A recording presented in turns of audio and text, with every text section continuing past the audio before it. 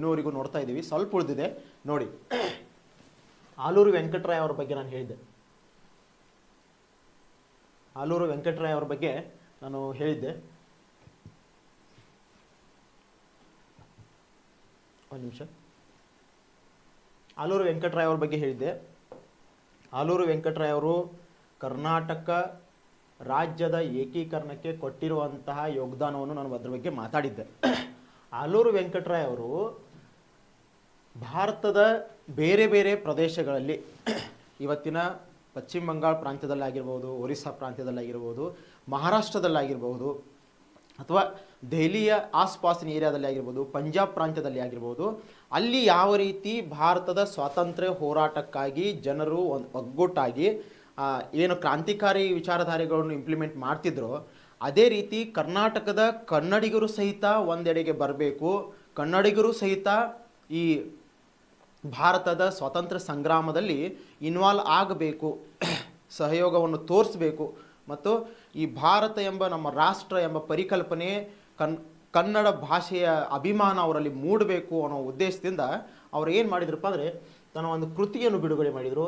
ಆ ಕೃತಿಯ ಮುಖಾಂತರ, ಕರ್ನಾಟಕ ಗತವೈಭವ ಎಂಬ ಕೃತಿಯ ಮುಖಾಂತರ ಅವ್ರು ಏನು ಮಾಡಿದ್ರಪ್ಪ ಅಂದರೆ ಈ ನಮ್ಮ ಕನ್ನಡಿಗರಲ್ಲಿ ಕನ್ನಡ ಭಾಷೆಯ ಬಗ್ಗೆ, ಕನ್ನಡ ಎಂಬ ರಾಜ್ಯದ ಬಗ್ಗೆ, ನಮ್ಮ ಕನ್ನಡಿಗರು, ನಮ್ಮ ಪೂರ್ವಜರು ಮಾಡಿರುವಂಥ ಕಾರ್ಯವೈಖರಿಗಳ ಬಗ್ಗೆ ಪರಿಕಲ್ಪನೆಯನ್ನು ಮೂಡಿಸೋದ್ರೊಂದಿಗೆ ಭಾರತ ಎಂಬ ರಾಷ್ಟ್ರದ ಸ್ವತಂತ್ರ ಹೋರಾಟಕ್ಕೆ ನಾವೆಲ್ಲರೂ ಸೇರಬೇಕು, ಒಗ್ಗೂಡಬೇಕು ಅನ್ನೋದು ಜನರಲ್ಲಿ ಮೂಡಿಸಿಕೊಟ್ರು. ಅದೇ ರೀತಿ ಸ್ವತಂತ್ರ ಹೋರಾಟಗಾರರಲ್ಲಿ ಗಂಗಾಧರ ರಾವ್ ದೇಶಪಾಂಡೆ ಆಗಿರ್ಬೋದು, ಬಿ ಶಾಮರಾವ್ ಆಗಿರ್ಬೋದು, ಎನ್.ಎಸ್. ಹರ್ಡಿಕರ್ ಆಗಿರ್ಬೋದು, ಹರ್ಡಿಕರ್ ಮಂಜಪ್ಪ ಆಗಿರ್ಬೋದು, ಸಿದ್ದಣ್ಣ ಕಂಬಳಿ ಆಗಿರ್ಬೋದು, ಡೆಪ್ಯೂಟಿ ಚನ್ನಬಸಪ್ಪ ಆಗಿರ್ಬೋದು, ಆರ್.ಎನ್. ದಿವಾಕರ್ ಆಗಿರ್ಬೋದು, ಗಂಗೂಬಾಯಿ ಹನಗಲ್ ಅವರಾಗಿರ್ಬೋದು. ಈ ಗಂಗೂಬಾಯಿ ಹನಗಲ್ ಅವ್ರ ಬಗ್ಗೆ ಹೇಳಿದೆ ಸ್ಪೆಷಲ್, ಯಾಕೆಂದರೆ ಮಹಿಳೆಯರು ಸಹಿತ ಭಾರತದ ಸ್ವಾತಂತ್ರ್ಯ ಸಂಗ್ರಾಮದಲ್ಲಿ ತನ್ನದೇ ಆದಂಥ ಯೋಗದಾನವನ್ನು ನೀಡಿದ್ದಾರೆ. ಮಹಿಳೆಯರು ಸಹಿತ ಹೋರಾಟ ಮಾಡಿ ಈ ಮುಂದಿನ ಪೀಳಿಗೆಗೆ ಸ್ವತಂತ್ರವಾದ ಭಾರತವು ಸಿಗಬೇಕು ಎನ್ನುವ ದೃಷ್ಟಿಕೋನದಿಂದ ಇವರೆಲ್ಲರೂ ಸಹಿತ ತನ್ನ ಜೀವನವನ್ನು ಈ ನಾಡಿಗೆ ಈ ರಾಷ್ಟ್ರಕ್ಕೆ ಮುಡಿಪಾಗಿಟ್ಟು ಹೋರಾಡಿದ್ದಾರೆ. ಯಾಕಂದರೆ ಸ್ವತಂತ್ರ ಹೋರಾಟ ಅಂತ ನೋಡಿದ ತಕ್ಷಣ ನಾವು ಬಿ.ಕ.ಜಿ. ಕಾಮ ಅವ್ರನ್ನ ನೋಡ್ತೀವಿ, ಸ್ವತಂತ್ರ ಹೋರಾಟ ಅಂದ ತಕ್ಷಣ ನಾವು ಸರೋಜಿನಿ ನಾಯ್ಡು ಅವ್ರನ್ನ ನೋಡ್ತೀವಿ. ಈ ರೀತಿ ಅಷ್ಟೇ ಅಲ್ಲ, ಅನೇಕರು ಈ ಸ್ವತಂತ್ರ ಹೋರಾಟಕ್ಕೆ ಇನ್ವಾಲ್ವ್ ಆಗಿದ್ದರು. ಇದೇ ರೀತಿ ಕರ್ನಾಟಕದ ಏಕೀಕರಣಕ್ಕೂ ಸಹಿತ ಅವರದೇ ಆದಂತಹ ಕೊಡುಗೆಯನ್ನು ಅವರು ಕೊಟ್ಟಿದ್ದಾರೆ ಅಂತ ನಾವು ಹೇಳ್ತೀವಿ. ಅದೇ ರೀತಿ 1929ರಲ್ಲಿ ಪ್ರಾದೇಶಿಕವಾಗಿ ಪ್ರದೇಶ ಕಾಂಗ್ರೆಸ್ ಸ್ಥಾಪನೆ ಆಗುತ್ತೆ. ಕರ್ನಾಟಕದಲ್ಲಿ ಪ್ರದೇಶ ಕಾಂಗ್ರೆಸ್ ಸ್ಥಾಪನೆ ಯಾವಾಗ ಆಗುತ್ತಪ್ಪ ಅಂದರೆ 1929ರಲ್ಲಿ ಆಗತ್ತೆ. ಕರ್ನಾಟಕದಲ್ಲಿ ಕಾಂಗ್ರೆಸ್ ಅಧಿವೇಶನ ಎಲ್ಲಿ ನಡೆದಿದೆಪ್ಪ? ಕಾಂಗ್ರೆಸ್ ಅಧಿವೇಶನ ನಡೀತು. ಆ ಕಾಂಗ್ರೆಸ್ ಅಧಿವೇಶನ, ಒಂದೇ ಒಂದು ಕಾಂಗ್ರೆಸ್ ಅಧಿವೇಶನಕ್ಕೆ ಮಹಾತ್ಮ ಗಾಂಧೀಜಿಯವರು ಅಧ್ಯಕ್ಷ ಸ್ಥಾನವನ್ನು ವಹಿಸಿದ್ರು. ಅದು ಎಲ್ಲಿ ನಡೆದಿತ್ತು ಅಂದರೆ ಬೆಳಗಾವಿಯಲ್ಲಿ ನಡೆದಿತ್ತು. 1924ರಲ್ಲಿ ನಡೆದಿತ್ತು. 1924ರಲ್ಲಿ ನಡೆದಿತ್ತು. ನೀವೆಲ್ಲ ಗಮನ ಕೊಡ್ತಿರ್ಬೇಕು. ಅದೇ ರೀತಿ ಇದೇ 1924ರ ಆ ಸಭೆಯ ಮರುದಿನ ಏನಾಗತ್ತಪ್ಪ ಅಂದರೆ ಕರ್ನಾಟಕ ಏಕೀಕರಣದ ಚಳವಳಿಯ ಒಂದು ಮೀಟಿಂಗ್ನು ಮಾಡ್ತಾರೆ. ಆ 24ರ ಅಧಿವೇಶನಕ್ಕೆ, ಆ ಅಧಿವೇಶನದ ಹೆಬ್ಬಾಗಿಲಿಗೆ ಏನು ಹೆಸರು ಕೊಟ್ಟಿದ್ರು? ವಿಜಯನಗರ ಹೆಬ್ಬಾಗಿಲು ಅಂತ ಹೆಸರು ಕೊಟ್ಟಿದ್ರು. ಹೀಗಾಗಿ ಅಧಿವೇಶನದ ಮರುದಿನಾನೇ ಏನು ಮಾಡ್ತಾರಪ್ಪ ಅಂದರೆ ಅಲ್ಲಿ ಸಭೆಯನ್ನು ಸೇರ್ತಾರೆ. ಕರ್ನಾಟಕ ಎಂಬ ರಾಜ್ಯದ ಪರಿಕಲ್ಪನೆ, ಕನ್ನಡಿಗರೆಲ್ಲ ಸೇರಿ ಹೋರಾಟ ಮಾಡಬೇಕು, ಕರ್ನಾಟಕ ಎಂಬ ಸ್ವತಂತ್ರ ರಾಜ್ಯ, ಕರ್ನಾಟಕ ಎಂಬ ರಾಜ್ಯ ನಿರ್ಮಾಣ ಆಗಬೇಕು ಭಾರತ ದೇಶದಲ್ಲಿ ಅನ್ನೋ ಪರಿಕಲ್ಪನೆ ಸ್ಟಾರ್ಟ್ ಆಗತ್ತೆ. ಅದೇ ರೀತಿ ಈ ಪ್ರದೇಶ ಕಾಂಗ್ರೆಸ್ನ ಪ್ರಥಮ ಅಧ್ಯಕ್ಷರಾಗಿ ಯಾರಪ್ಪ? ಗಂಗಾಧರ ದೇಶಪಾಂಡೆ ಅವರು ಮೊಟ್ಟ ಮೊದಲ ಬಾರಿಗೆ ಕಾರ್ಯವನ್ನು ನಿರ್ವಹಿಸುತ್ತಾರೆ. ಅದೇ ರೀತಿ 1900, ಯಾಕಂದರೆ ಈ ಪ್ರದೇಶ ಕಾಂಗ್ರೆಸ್ ಅಂತ ಹೇಳ KPCC ಅಂತ ಕರಿತೀವಿ. ಇವತ್ತಿನ KPCC ಅಧ್ಯಕ್ಷರನ್ನು ನಾವು ನೋಡಬೇಕು. ಯಾಕಂದರೆ ಇದು ಭಾರತ ಸ್ವತಂತ್ರಕ್ಕಿಂತ ಮುಂಚೆ ಇದು ಒಂದು ಸ್ವತಂತ್ರಕ್ಕಾಗಿ ನಿರ್ಮಾಣ ಆಗಿರುವಂಥ ಪಾರ್ಟಿ ಆಗಿತ್ತು. ಈಗ ಏನಾಗಿದೆ, ಅದು ರಾಜಕೀಯ ಪ್ರಬಲವಾದ ಪಾರ್ಟಿಗಳಾಗಿ ಹೊರಹೊಮ್ಮಿವೆ. ಓಕೆ, 1921ರಲ್ಲಿ ಹಿಂದೂಸ್ತಾನ್ ಸೇವಾದಳ ಎಂಬ ಸಂಘಟನೆ ನಿರ್ಮಾಣವಾಗುತ್ತೆ. ಈ ಸಂಘಟನೆ ಏನು ಮಾಡತ್ತಪ್ಪ ಅಂದರೆ ಕರ್ನಾಟಕದಲ್ಲಿ ಕನ್ನಡಿಗರಲ್ಲಿ ಸ್ವತಂತ್ರದ ಬಗ್ಗೆ ಮತ್ತು ಕನ್ನಡಿಗರಲ್ಲಿ ಕನ್ನಡ ಭಾಷೆ ನುಡಿಯ ಬಗ್ಗೆ ಪರಿಕಲ್ಪನೆಯನ್ನು ಮೂಡಿಸಲು ಕಾರ್ಯವನ್ನು ನಿರ್ವಹಿಸುತ್ತದೆ. ಅದೇ ರೀತಿ ನಾನು ಹೇಳಿದೆ ಈಗ 1924ರಲ್ಲಿ ಬೆಳಗಾವಿಯಲ್ಲಿ ಅಖಿಲ ಭಾರತ ಕಾಂಗ್ರೆಸ್ ಅಧಿವೇಶನ ನಡೀತು. ಆ ಅಖಿಲ ಭಾರತ ಕಾಂಗ್ರೆಸ್ ಅಧಿವೇಶನದ ಅಧ್ಯಕ್ಷರು ಮಹಾತ್ಮ ಗಾಂಧೀಜಿಯವರು ವಹಿಸಿದ್ರು. ವಿಜಯನಗರದ ಹೆಬ್ಬಾಗಿಲು ಅಂತ ಹೆಸರು ಆ ಹೆಬ್ಬಾಗಿಲಿಗೆ ಕೊಟ್ಟಿದ್ರು. ಅದೇ ರೀತಿ ಅದೇ ಸಭೆಯಲ್ಲಿ ಮರುದಿನ ಅಂದರೆ 2ನೇ ದಿನ ಈ ಕರ್ನಾಟಕದ ಬಗ್ಗೆ, ಕರ್ನಾಟಕ ಏಕೀಕರಣದ ಬಗ್ಗೆ ಸಭೆಯನ್ನು ಸೇರ್ತಾರೆ. ಓಕೆ, ಅದೇ ರೀತಿ ಕ್ವಿಟ್ ಇಂಡಿಯಾ ಚಳವಳಿ ಆಗಿರ್ಬೋದು, ಕರ್ನಾಟಕದಲ್ಲಿ ಕ್ವಿಟ್ ಇಂಡಿಯಾ ಚಳವಳಿಯು ಸಹಿತ ಮಾಡ್ತಾರೆ. ಯಾವ ರೀತಿ ಭಾರತದಲ್ಲಿ ನಡೆಯುತ್ತಿದೆಯಲ್ಲ ಭಾರತದ ಎಲ್ಲ ಪ್ರಾಂತ್ಯಗಳಲ್ಲಿ, ಅದೇ ರೀತಿ ಕರ್ನಾಟಕದಲ್ಲಿಯೂ ಸಹಿತ ಸಕ್ಸಸ್ಫುಲ್ ಆಗಿ ಮಾಡ್ತಾರೆ. ಈಸೂರು ದುರಂತದ ಬಗ್ಗೆ ನಾವು ಓದಬೇಕಾಗತ್ತೆ. ಅದೇ ರೀತಿ ಜವಾಬ್ದಾರಿಯುತ ಸರ್ಕಾರಕ್ಕಾಗಿ ಚಳವಳಿ ಮಾಡ್ತಾರೆ, ಅದನ್ನು ಓದಬೇಕಾಗತ್ತೆ. ಅದೇ ರೀತಿ ಸುರಪೂರು ಧ್ವಜ ಸತ್ಯಾಗ್ರಹವನ್ನು ಸಹಿತ ನಾವು ನೋಡಬೇಕಾಗತ್ತೆ. ಸುರಪೂರು ಧ್ವಜ ಸತ್ಯಾಗ್ರಹದ ಮುಖಾಂತರ ಸ್ವತಂತ್ರ ಗ್ರಾಮದ ಪರಿಕಲ್ಪನೆ ಕೊಟ್ಟಿದ್ರು ಇವರು. ಮೈಸೂರು ಚಲೋ ಚಳವಳಿ ಮುಖಾಂತರ ಕರ್ನಾಟಕ ರಾಜ್ಯಕ್ಕೆ ಅಡಿಪಾಯ ಹಾಕಲಾಯಿತು. ಅದೇ ರೀತಿ ಕರ್ನಾಟಕ ಏಕೀಕರಣ ಅಂತ ನಾವು ನೋಡಿದಾಗ ಈ ಪ್ರಾಂತ್ಯಗಳ ವಿಂಗಡಣೆ ಏನಾಗಿದ್ವಲ್ಲ, ಕರ್ನಾಟಕ ಎಂಬ ರಾಜ್ಯ ಯಾವ ರೀತಿ ಪ್ರಾಂತ್ಯಗಳು ವಿಂಗಡಣೆ ಆಗಿತ್ತಲ್ಲ, ಆ ಎಲ್ಲ ಪ್ರಾಂತ್ಯಗಳನ್ನು ಒಂದು ಕಡೆ ಸೇರಿಸಿ ಬೀದರ್ದಿಂದ ಇವತ್ತಿನ ಚಾಮರಾಜನಗರದವರೆಗೆ ಸಂಪೂರ್ಣವಾದ ಕರ್ನಾಟಕ ನಿರ್ಮಾಣವಾಗುತ್ತೆ. ಅವಾಗ ಏನಾಗಿತ್ತಪ್ಪ ಅಂದರೆ, ಭಾರತಕ್ಕೆ ಸ್ವತಂತ್ರ ಸಿಕ್ಕಿದಾಗ ಕರ್ನಾಟಕದ ಹೆಸರೇನಿತ್ತು? ಮೈಸೂರು ರಾಜ್ಯ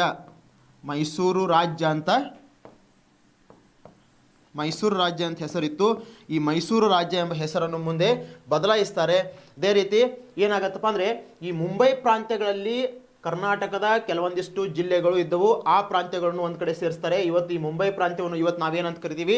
ಕಿತ್ತೂರು ಅಂತ ಕರಿತೀವಿ, ಕಿತ್ತೂರು ಪ್ರಾಂತ್ಯ ಅಂತ ಕರಿತೀವಿ, ಕಿತ್ತೂರು ಕರ್ನಾಟಕ ಅಂತ ಕರಿತೀವಿ. ಇದನ್ನು ನಾವು ಕಿತ್ತೂರು ಕರ್ನಾಟಕ ಅಂತ ಕರಿತೀವಿ. ಈ ಹೈದರಾಬಾದ್ ಪ್ರಾಂತ್ಯ ಅಂತ ಹೇಳ್ತೀವಿ. ಈ ಹೈದರಾಬಾದ್ ಪ್ರಾಂತ್ಯಗಳಲ್ಲಿ ಸಹಿತ 7-8 ಜಿಲ್ಲೆಗಳು ಬರ್ತಿದ್ವು. ಹೀಗಾಗಿ ಆ ಜಿಲ್ಲೆಗಳನ್ನು ಸಹಿತ ನಾವು ಕರ್ನಾಟಕಕ್ಕೆ ಸೇರಿಸಿದಾಗ ಇವತ್ತು ಈ ಹೈದರಾಬಾದ್ ಕರ್ನಾಟಕ ಪ್ರಾಂತ್ಯಕ್ಕೆ ನಾವೇನು ಕರಿತೀವಿ? ಕಲ್ಯಾಣ ಕರ್ನಾಟಕ ಅಂತ ಕರಿತೀವಿ. ಯಾವುದ್ರಿ? ಕಲ್ಯಾಣ ಕರ್ನಾಟಕ ಅಂತ ಕರಿತೀವಿ. ಇದೇ ರೀತಿ ಮದ್ರಾಸ್ ಪ್ರಾಂತ್ಯದಲ್ಲಿ ಸಹಿತ ಕೆಲವೊಂದಿಷ್ಟು ಕರ್ನಾಟಕದ ಭಾಗಗಳಿದ್ದವು, ಅವುಗಳು ಸಹಿತ ಕರ್ನಾಟಕಕ್ಕೆ ಸೇರಿಸ್ತಾರೆ. ಮೈಸೂರಿನಲ್ಲಿ ಸಹಿತ ಕೆಲವೊಂದಿಷ್ಟು ಜಿಲ್ಲೆಗಳಿದ್ದವು, ಅವುಗಳು ಸಹಿತ ಸಂಪೂರ್ಣವಾಗಿ ಮರ್ಜ್ ಮಾಡಿ ಇವತ್ತಿನ ಸುಂದರವಾದ ಕರ್ನಾಟಕದ ನಕಾಶೆಯನ್ನು ನೋಡ್ತೀವಲ್ಲ, ಈ ಸುಂದರವಾದ ರಾಜ್ಯವು ನಿರ್ಮಾಣವಾಗುತ್ತೆ. ಈ ಮೈಸೂರು ರಾಜ್ಯ ಎಂಬ ಹೆಸರನ್ನು ತೆಗೆದುಹಾಕಿ ದೇವರಾಜ್ ಅರಸು ಅವರು ಮುಖ್ಯಮಂತ್ರಿ ಇದ್ದಾಗ ಇದಕ್ಕೆ ಕರ್ನಾಟಕ ಎಂದು ಹೆಸರು ಕೊಡ್ತಾರೆ.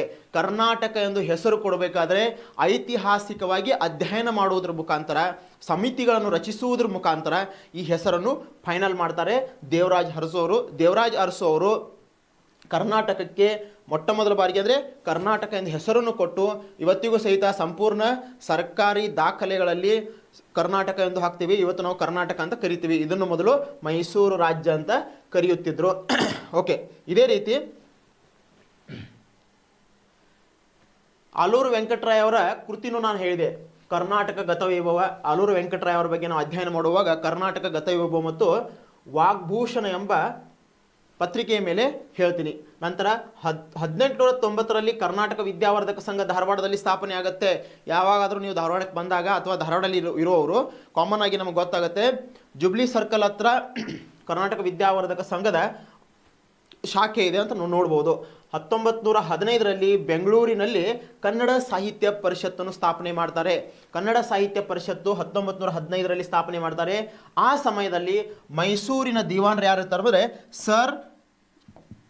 ಸರ್ ಎಂ ವಿಶ್ವೇಶ್ವರಯ್ಯ ಅವರು ಇರ್ತಾರೆ. ಸರ್ ಎಂ ವಿಶ್ವೇಶ್ವರಯ್ಯ ಅವರು ಮೈಸೂರಿನ ದಿವಾನರು ಇರ್ತಾರೆ. ಆ ಸಮಯದಲ್ಲಿ ಏನಾಗತ್ತಪ್ಪ ಅಂದರೆ ಕರ್ನಾಟಕದ ಕನ್ನಡ ಸಾಹಿತ್ಯ ಪರಿಷತ್ತನ್ನು ಸ್ಥಾಪನೆ ಮಾಡ್ತಾರೆ. ಅದೇ ರೀತಿ 1916ರಲ್ಲಿ ಕರ್ನಾಟಕ ಸಭಾ ಎಂಬ ಸಂಘಟನೆಯು ಸ್ಥಾಪನೆ ಆಗುತ್ತೆ. 1924ರಲ್ಲಿ ಕರ್ನಾಟಕ ಏಕೀಕರಣ ಸಭಾ ಹುಟ್ಟಿಕೊಳ್ಳುತ್ತೆ. ಈ ಡೇಟ್ನಲ್ಲಿ ನೀವು ನೆನಪಿಟ್ಕೋಬೇಕು, ಐತಿಹಾಸಿಕ ಘಟನೆಗಳು ಕರ್ನಾಟಕದಲ್ಲಿ ನಡೆದಿವೆ, ಇದನ್ನು ನೆನಪಿಟ್ಕೋಬೇಕು. ಅದರಂತೆ ಪ್ರಥಮ ಅಧಿವೇಶನ ಅಂತ ಹೇಳ್ತೀವಿ. ಕರ್ನಾಟಕ ಏಕೀಕರಣ ಸಭಾದ ಪ್ರಥಮ ಅಧಿವೇಶನ ಅಂತ ಹೇಳ್ತೀವಿ. ಅವಾಗ ಪ್ರಥಮ ಅಧಿವೇಶನ ಕರ್ನಾಟಕ ಏಕೀಕರಣದ ಮೊದಲ ಅಧಿವೇಶನ ಬೆಳಗಾವಿಯಲ್ಲಿ ನಡೆಯುತ್ತೆ. ಯಾವಾಗ? ಬೆಳಗಾವಿಯಲ್ಲಿ ನಡೆಯುತ್ತೆ 1924ರಲ್ಲಿ. 1924ರಲ್ಲಿ ಬೆಳಗಾವಿಯಲ್ಲಿ ನಡೆಯುತ್ತೆ. ಅಲ್ಲಿಂದ ಅದಕ್ಕೆ ಅಧ್ಯಕ್ಷರು ಯಾರಿರ್ತಾರಪ್ಪ ಅಂದರೆ ಸಿದ್ದಣ್ಣ ಕಂಬಳಿ ಅವರು ಇರ್ತಾರೆ. ಕರ್ನಾಟಕದಲ್ಲಿ ನಡೆದಿರುವಂತಹ ಬೆಳಗಾವಿಯಲ್ಲಿ ನಡೆದಿರುವಂತಹ ಅಧಿವೇಶನದ ಪ್ರಥಮ ಅಧ್ಯಕ್ಷರಾಗಿ ಸಿದ್ದಣ್ಣ ಕಂಬಳಿ ಅವರು ಅಧಿಕಾರವನ್ನು ವಹಿಸ್ತಾರೆ. 1942ರಲ್ಲಿ ಮುಂಬೈಯಲ್ಲಿಯೂ ಸಹಿತ ಕರ್ನಾಟಕ ಏಕೀಕರಣ ಸಭೆ ನಡೆಯುತ್ತೆ. 1942ರಲ್ಲಿ ನಡೆಯುತ್ತೆ. ಅದರ ಅಧ್ಯಕ್ಷತೆ ಯಾರು ವಹಿಸಿರ್ತಾರಪ್ಪ ಅಂದರೆ ಸರ್ದಾರ್ ವಲ್ಲಭಾಯ್ ಪಟೇಲರು ವಹಿಸಿರುತ್ತಾರೆ. ಭಾರತದ ಮೊದಲ ಉಪ ಪ್ರಧಾನಿ ಅಂತ ಹೇಳ್ತೀವಿ, ಭಾರತದ ಮೊದಲ ಗೃಹ ಮಂತ್ರಿ ಅಂತ ಹೇಳ್ತೀವಿ. ಇವರು ಅಧ್ಯಕ್ಷತೆಯನ್ನು ವಹಿಸುತ್ತಾರೆ. 1947 ಸೆಪ್ಟೆಂಬರ್ನಲ್ಲಿ ಕಾಸರಗೋಡ್ನಲ್ಲಿ ನಡೆಯುತ್ತೆ. ಈ ಕಾಸರಗೋಡ್ನಲ್ಲಿ ನಡೆದಿರುವಂಥ ಸಭೆಗೆ RH ದಿವಾಕರ್ ಅವರು ಅಧ್ಯಕ್ಷತೆಯನ್ನು ವಹಿಸ್ತಾರೆ. ಅದೇ ರೀತಿ 1947ರಲ್ಲಿ ಜವಾಬ್ದಾರಿಯುತ ಸರ್ಕಾರ ಕರ್ನಾಟಕದಲ್ಲಿ ಸ್ಥಾಪನೆ ಆಗುತ್ತೆ. 1947-48ರಲ್ಲಿ ಸ್ಥಾಪನೆ ಆಗುತ್ತೆ. ಅದಕ್ಕೆ ಕೆ ಸಿ ರೆಡ್ಡಿ ಅವರು ಕರ್ನಾಟಕ ರಾಜ್ಯದ ಮೊದಲ ಮುಖ್ಯಮಂತ್ರಿಗಾಗಿ ಅಧಿಕಾರವನ್ನು ಸ್ವೀಕರಿಸ್ತಾರೆ. ಕರ್ನಾಟಕದ ಮೊದಲ ಮುಖ್ಯಮಂತ್ರಿ ಎಂಬ ಹೆಗ್ಗಳಿಕೆಗೆ ಪಾತ್ರರಾಗ್ತಾರೆ. 1948 ಕೇಂದ್ರ ಸರ್ಕಾರ ಧಾರ್ ಆಯೋಗವನ್ನು ಸ್ಥಾಪನೆ ಮಾಡುತ್ತೆ. ಕೇಂದ್ರ ಸರ್ಕಾರ 1948ರಲ್ಲಿ ಧಾರ್ ಆಯೋಗವನ್ನು ಸ್ಥಾಪನೆ ಮಾಡುವುದರ ಮುಖಾಂತರ ರಾಜ್ಯಗಳ ವಿಂಗಡಣೆಯನ್ನು ಪ್ರಾರಂಭಿಸುತ್ತೆ. ರಾಜ್ಯಗಳು ಸ್ಥಾಪನೆ ಮಾಡಬೇಕು ಬೇಡೋ ಅಂದರೆ ಪ್ರಾದೇಶಿಕವಾಗಿ ಭಾಷಾವಾರು ಪ್ರಾಂತ್ಯಗಳು ನಿರ್ಮಾಣ ಮಾಡಬೇಕು ಬೇಡ ಅನ್ನೋದು ವಿಷಯದ ಮೇಲೆ ಚರ್ಚೆ ಪ್ರಾರಂಭವಾಗುತ್ತೆ. ಧಾರ್ ಸಮಿತಿ ವರದಿಯ ಪ್ರಕಾರ ಮಾಡಬೇಕೆಂದು ಸರ್ಕಾರ ನಿರ್ಣಯ ತಗುತ್ತೆ. ಭಾಷಾವಾರು ಪ್ರಾಂತ್ಯಗಳ ವಿಂಗಡಣೆ ಮುಂದೆ ಧಾರ್ ಸಮಿತಿಯ ನಂತರ ಭಾರತದಲ್ಲಿ ಮತ್ತೆ ಬೇಡಿಕೆ ಉಂಟಾದಾಗ 1949ರಲ್ಲಿ JVP ಸಮಿತಿ ರಚನೆಯಾಗುತ್ತೆ. ಯಾವುದು? JVP ಸಮಿತಿ ಅಂತ ಹೇಳ್ತೀವಿ. ಅಂದರೆ ಜವಾಹರ್ಲಾಲ್ ನೆಹರು, ಪಟ್ಟಾಭಿ ಸೀತಾರಾಮಯ್ಯ ಮತ್ತು ಸರ್ದಾರ್ ವಲ್ಲಭಾಯ್ ಪಟೇಲ್ ಸೇರಿ ಒಂದು ಸಮಿತಿಯನ್ನು ರಚನೆ ಮಾಡ್ತಾರೆ. ಅವ್ರು 3 ಜನರು ಸಮಿತಿಯಲ್ಲಿ ಇರ್ತಾರೆ. ಅವರು ಸಹಿತ ಅಧ್ಯಯನ ಮಾಡಿ ಪ್ರಾಂತ್ಯಗಳನ್ನು ರಚನೆ ಅಂದರೆ ಭಾಷಾವಾರು ಪ್ರಾಂತ್ಯಗಳ ರಚನೆ ಆಗಬೇಕೋ ಬೇಡ ಅನ್ನೋದ್ರ ಬಗ್ಗೆ ಅಧ್ಯಯನ ಮಾಡ್ತಾರೆ. ಮುಂದೆ ಅದೇ ಸಮಯದಲ್ಲಿ ಏನಾಗುತ್ತೆ 1952ರಲ್ಲಿ ಆಂಧ್ರ ಪ್ರದೇಶಕ್ಕೆ ಅಂದರೆ ಆಂಧ್ರ ಏಕೀಕರಣಕ್ಕಾಗಿ ಸ್ವತಂತ್ರ ಅಂದರೆ ಆಂಧ್ರ ಪ್ರದೇಶ ರಾಜ್ಯ ನಿರ್ಮಾಣಕ್ಕಾಗಿ 58 ದಿನಗಳ ಕಾಲ ಉಪವಾಸವನ್ನು ನಡೆಯುತ್ತೆ. ಪೊಟ್ಟಿ ಶ್ರೀರಾಮುಲು ಅವರು ಏನು ಮಾಡ್ತಾರೆ? ಉಪವಾಸವನ್ನು ಕೈಗೊಳ್ತಾರೆ. ಆ ಉಪವಾಸದಲ್ಲಿ ಪೊಟ್ಟಿ ಶ್ರೀರಾಮುಲು ಸಾಯ್ತಾರೆ, ಅಂದರೆ ಸಾವನ್ನೊಪ್ತಾರೆ. ಈ ಸಾವನ್ನೊಪ್ಪಿರುವಂಥ ಸಂದರ್ಭದಲ್ಲಿ ಬಹಳ ತುರ್ತಾದಂಥ ಸಂದರ್ಭಗಳು ಉಂಟಾಗುತ್ತೆ. ಅನಿವಾರ್ಯವಾಗಿ ಭಾರತ ಸರ್ಕಾರಕ್ಕೆ ಪ್ರಾಂತ್ಯವನ್ನು ರಚನೆ ಅಂದರೆ ಭಾಷಾವಾರು ಪ್ರಾಂತ್ಯವನ್ನು ರಚನೆ ಮಾಡುವಂತಹ ಸಂದರ್ಭ ಬರುತ್ತೆ. ಯಾಕಂದರೆ ಆಂಧ್ರ ಪ್ರದೇಶ ಇವತ್ತಿಗೂ ಸಹಿತ ಆಂಧ್ರ ಪ್ರದೇಶ ಇದ್ದದ್ದು ಒಡೆದು ತೆಲಂಗಾಣ ಆಗಿದೆ, ಅದು ಸೆಕೆಂಡ್ರಿ. ಬಟ್ ಆ ಸಮಯದಲ್ಲಿ 1953ರ ಸಂದರ್ಭದಲ್ಲಿ ಪೊಟ್ಟಿ ಶ್ರೀರಾಮುಲು ಅವರ ಸಾವಿನ ನಂತರ ಆಂಧ್ರ ಪ್ರದೇಶ ಎಂಬ ರಾಜ್ಯದ ನಿರ್ಮಾಣ ಆಗುತ್ತೆ. ಭಾರತದ ಮೊದಲ ರಾಜ್ಯವಾಗುತ್ತೆ. ಭಾಷಾವಾರು ಪ್ರಾಂತ್ಯಗಳ ಮೇಲೆ ರಚನೆಯಾಗಿರುವಂಥ ಮೊದಲ ರಾಜ್ಯ ಯಾವುದಪ್ಪ ಅಂದರೆ ಆಂಧ್ರ ಪ್ರದೇಶ ಅಂತ ಹೇಳ್ತೀವಿ ನಾವು. ಆಂಧ್ರ ಪ್ರದೇಶ ನಿರ್ಮಾಣ ಆಗುತ್ತೆ. ಅದು ಮೊದಲು ಮದ್ರಾಸ್ ಪ್ರಾಂತ್ಯದಲ್ಲಿ ಸೇರಿತ್ತು. ಯಾವುದು? ಅದು ಮದ್ರಾಸ್ ಪ್ರಾಂತ್ಯದಲ್ಲಿ ಸೇರಿದ್ದಕ್ಕಾಗಿ ಅದನ್ನು ಏನು ಮಾಡ್ತಾರಪ್ಪ ಅಂದರೆ ಡಿವೈಡ್ ಮಾಡಿ ಆಂಧ್ರ ಪ್ರದೇಶವನ್ನು ರಾಜ್ಯ ನಿರ್ಮಾಣ ಮಾಡ್ತಾರೆ.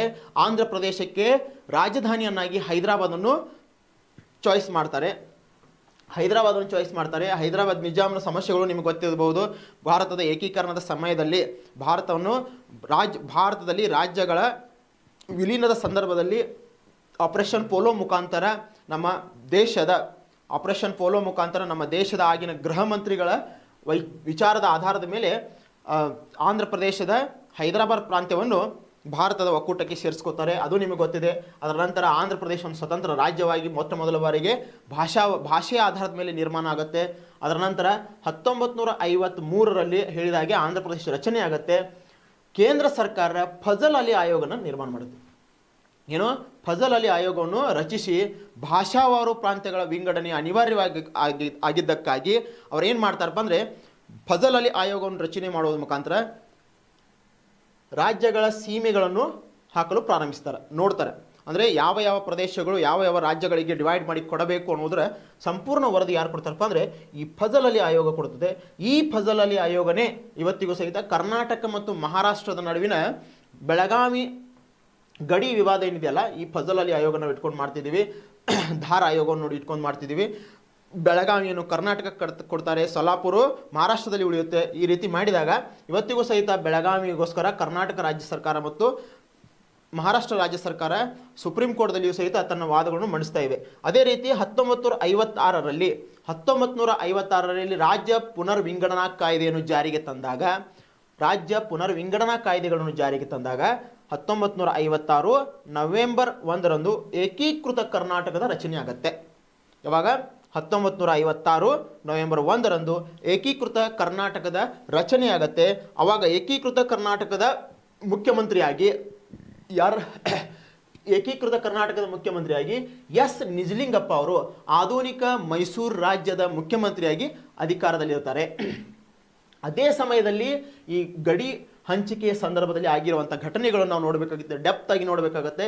ಜಸ್ಟ್ ನಾನು ನಿಮಗೆ ಸಿಲೆಬಸ್ ಇಂಟ್ರೊಡ್ಯೂಷನ್ ಮಾಡ್ತಾ ಇದ್ದೀನಿ, ಅದಕ್ಕಾಗಿ ಹೇಳ್ತೀನಿ.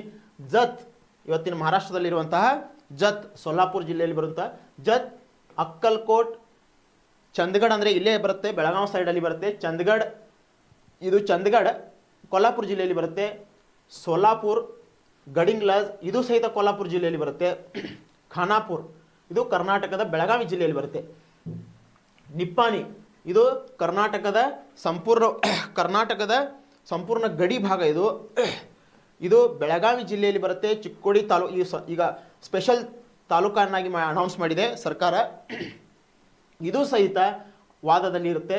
ಹಳ್ಯಾಳ ಅಂತ ಹೇಳ್ತೀವಿ, ಹಳ್ಯಾಳ ಧಾರವಾಡದ ಸಮೀಪನೇ ಬರುತ್ತೆ. ಅದೇ ರೀತಿ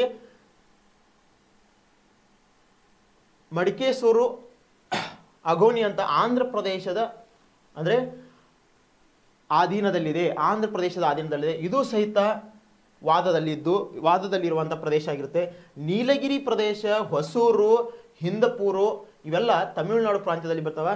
ಇವು ಸಹಿತ ನಮ್ಮ ಕರ್ನಾಟಕ ಮತ್ತು ತಮಿಳುನಾಡಿನ ಮಧ್ಯ ಇರುವಂಥ ವಾದದಲ್ಲಿ ಸಿಕ್ಕಾಕೊಂಡಿವೆ. ಅದೇ ರೀತಿ ಅಂಜೂರ್ ದ್ವೀಪ ಅಂತ ಬರುತ್ತೆ, ಕಾಸರಗೋಡು. ಈ ಕಾಸರಗೋಡು ಸಹಿತ ಯಾವ ರೀತಿ ಬೆಳಗಾವಿ ಭೂಭಾಗದಲ್ಲಿ ವಾದ ವಿವಾದಗಳು ನಮ್ಮ ನಡುವೆ ಮತ್ತು ಮಹಾರಾಷ್ಟ್ರ ಸರ್ಕಾರದ ನಡುವೆ, ಆದರೆ ಕರ್ನಾಟಕ ಸರ್ಕಾರ ಮತ್ತು ಮಹಾರಾಷ್ಟ್ರ ಸರ್ಕಾರದ ನಡುವೆ ಯಾವ ರೀತಿ ಡಿಸ್ಪ್ಯೂಟ್ ಸ್ಟಾರ್ಟ್ ಆಗಿದೆಯಲ್ಲ, ಇದೇ ರೀತಿ ಕಾಸರಗೋಡು ವಿಷಯದಲ್ಲಿಯೂ ಸಹಿತ ಅದರಷ್ಟೇ ಸರ್ಕಾರಗಳು ತನ್ನ ವಾದಗಳನ್ನು ಮಂಡಿಸ್ತಾ ಇವೆ. ಅದೇ ರೀತಿ ಬೆಳಗಾವಿ ಗಡಿ ವಿಭಾಗ ಅಂದರೆ ಬೆಳಗಾವಿ ಗಡಿ ವಿವಾದವು ಸ್ಟಾರ್ಟ್ ಆಗಿದ್ದು, ಈ ಗಡಿ ವಿಭಾಗವನ್ನು 1956ರ ಮಹಾಜನ್ ಆಯೋಗದ ವರದಿಯ ಪ್ರಕಾರ, ಮಹಾಜನ್ ಆಯೋಗವನ್ನು ರಚನೆ ಮಾಡ್ತಾರೆ. ಕೇಂದ್ರ ಸರ್ಕಾರ ಏನು ಮಾಡತ್ತಪ್ಪ ಅಂದರೆ, ನೀವಿಬ್ಬರು ಜನ ಜಗಳಾಡೋದು ಬೇಡ, ಏನು ಮಾಡೋನು, ಒಂದು ಆಯೋಗವನ್ನು ರಚನೆ ಮಾಡೋನು, ಮಹಾಜನ್ ಆಯೋಗವನ್ನು ರಚನೆ ಮಾಡೋನು. ಆ ಮಹಾಜನ್ ಆಯೋಗ ಕೊಟ್ಟಿರುವಂಥ ವರದಿಯನ್ನು ನೀವು ಎರಡೂ ಸರ್ಕಾರಗಳು, ಮಹಾರಾಷ್ಟ್ರ ಸರ್ಕಾರ ಮತ್ತು ಕರ್ನಾಟಕ ಸರ್ಕಾರ ಒಪ್ಪಬೇಕು ಅಂತ ಹೇಳ್ತಾರೆ. ಅದರಂತೆ ಮಹಾಜನ್ ಆಯೋಗ ರಚನೆ ಮಾಡ್ತಾರೆ. ಆದರೆ ಅದು ಇವತ್ತಿಗೂ ಸಹಿತ ವಾದದಲ್ಲೇ ಉಳಿದುಬಿಟ್ಟಿದೆ. 1973ರಲ್ಲಿ ನವೆಂಬರ್ 1ರಂದು ಅಂದಿನ ಕರ್ನಾಟಕ ಸರ್ಕಾರದ ಮುಖ್ಯಮಂತ್ರಿಗಳಾಗಿರುವಂತಹ ದೇವರಾಜ್ ಅರಸು ಅವರು, ಅಂದಿನ ಕರ್ನಾಟಕ ಸರ್ಕಾರದ ಮುಖ್ಯಮಂತ್ರಿ ಆಗಿರುವಂತಹ ದೇವರಾಜ್ ಅರಸು ಅವರು ಆಧುನಿಕ ಮೈಸೂರು ರಾಜ್ಯ ಎಂಬ ಹೆಸರನ್ನು ತೆಗೆದುಹಾಕಿ ಕರ್ನಾಟಕಕ್ಕೆ ಕರ್ನಾಟಕ ಎಂಬ ಹೆಸರನ್ನು ಕೊಡ್ತಾರೆ. ಈ ಕರ್ನಾಟಕ ಎಂಬ ಹೆಸರನ್ನು ಕೊಡುವುದರ ಮುಖಾಂತರ ಮೈಸೂರು ರಾಜ್ಯ ಎಂಬ ಹೆಸರು ನಂತರ ಕರ್ನಾಟಕ ಎಂಬ ಹೆಸರು ಬರುತ್ತೆ. ಈ ರೀತಿ ಏನಾಗತ್ತಪ್ಪ ಅಂದರೆ ಕರ್ನಾಟಕ ಎಂಬ ಹೆಸರು ಬರುತ್ತೆ. ಕರ್ನಾಟಕ ಇವತ್ತು ಭಾರತದ ರಾಜ್ಯಗಳಲ್ಲಿ ತನ್ನದೇ ಆದಂಥ ಛಾಪನ್ನು ಮೂಡಿಸಿದೆ. ನಾವು ಕರ್ನಾಟಕದ ಬಗ್ಗೆ ತಿಳ್ಕೋಬೇಕಾದ್ರೆ ಇವತ್ತಿನ ಪ್ರವಾಸಿ ತಾಣಗಳಲ್ಲಿ ನೋಡಿದಾಗ ನಾವು ಕರ್ನಾಟಕದವರು ಟಾಪ್ದಲ್ಲಿ ಇದ್ದೀವಿ. ಅಷ್ಟೇ ಅಲ್ಲ, IT ಸೆಕ್ಟರ್ದಲ್ಲಿ ನೋಡಬೇಕಾದ್ರೆ, ಸಾಫ್ಟ್ವೇರ್ನಲ್ಲಿ ನಾವು ನೋಡಬೇಕಾದ್ರೆ ಇವತ್ತು ನಮ್ಮ ಬೆಂಗಳೂರು ಇಡೀ ಜಗತ್ತಿಗೆ ಟಾಪ್ನಲ್ಲಿದೆ. ಸಿಲಿಕಾನ್ ವ್ಯಾಲಿ ಯಾವ ರೀತಿ ಇದೆಯಲ್ಲ, ಅದೇ ರೀತಿ ನಾವೇನು ಮಾಡ್ತೀವಿ, ಕರ್ನಾಟಕದ ಬೆಂಗಳೂರನ್ನು ಸಿಲಿಕಾನ್ ವ್ಯಾಲಿ ಅಂತ ಕರಿತೀವಿ, ಅಂದರೆ ಸಿಲಿಕಾನ್ ಸಿಟಿ ಅಂತ ಕರಿತೀವಿ. ಈ ರೀತಿ ನಮ್ಮ ಕರ್ನಾಟಕವು ಕೊಟ್ಟಿರುವಂಥ ಕೊಡುಗೆಗಳು ಅಪಾರವಾಗಿವೆ. ಈ ಭಾರತಕ್ಕೆ, ಈ ಜಗತ್ತಿಗೆ, ಜನರಿಗೆ ಕೊಟ್ಟಿರುವಂಥ ಕೊಡುಗೆಗಳು ಅಪಾರವಾಗಿವೆ. ಅದೇ ರೀತಿ ನಾವು ಸಿಲೆಬಸ್ ವೈಸ್ ಹೋಗಬೇಕಾಗೀಗ ಕರ್ನಾಟಕವನ್ನು ಆಳಿರುವಂತಹ ರಾಜಮನೆತನಗಳನ್ನು ನೋಡಬೇಕಾಗತ್ತೆ. ಅಂದರೆ ದಕ್ಷಿಣ ಭಾರತವನ್ನು ಸ್ವತಂತ್ರವಾಗಿ ಆಳ್ವಿಕೆ ಮಾಡಿರುವಂತಹ ಶಾತವಾಹನರು, ದಕ್ಷಿಣ ಭಾರತವನ್ನು ಸ್ವತಂತ್ರವಾಗಿ ಆಳ್ವಿಕೆ ಮಾಡಿರುವಂತಹ ಶಾತವಾಹನರು ಕರ್ನಾಟಕ ಭೂ ಪ್ರದೇಶವನ್ನು ಆಳ್ವಿಕೆ ಮಾಡ್ತಾರೆ. ನಾವು ಫಸ್ಟ್ ಆಗಿ ಶಾತವಾಹನರ ಬಗ್ಗೆ ತಿಳ್ಕೊಬೇಕಾಗತ್ತೆ. ಯಾರು? ಶಾತವಾಹನರು. ಶಾತವಾಹನರು ಶಾತವಾಹನರ ಬಗ್ಗೆ ತಿಳ್ಕೊಬೇಕಾಗತ್ತೆ. ನಾನು ಜಸ್ಟ್ ಅರ್ಧ ಮ್ಯಾಪ್ ತೆಗಿತೀನಿ ಕರ್ನಾಟಕ ಭಾರತದ.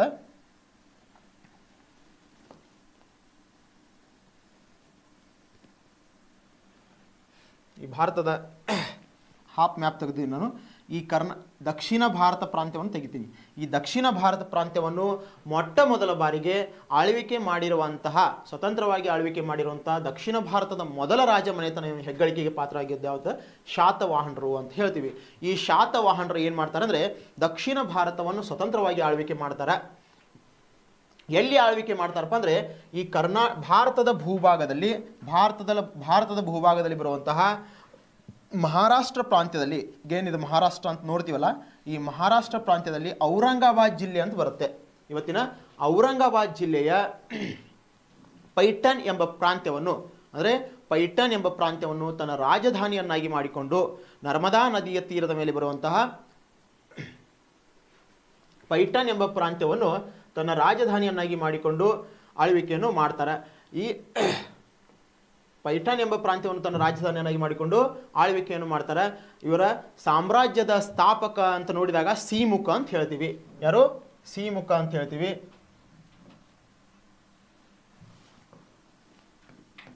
ಸಿಮುಖ ಈ ಸಾಮ್ರಾಜ್ಯದ ಸ್ಥಾಪಕ ಅಂತ ಹೇಳ್ತೀವಿ. ಅದೇ ರೀತಿ ಈ ಸಾಮ್ರಾಜ್ಯ ಸ್ಥಾಪನೆ ಆದ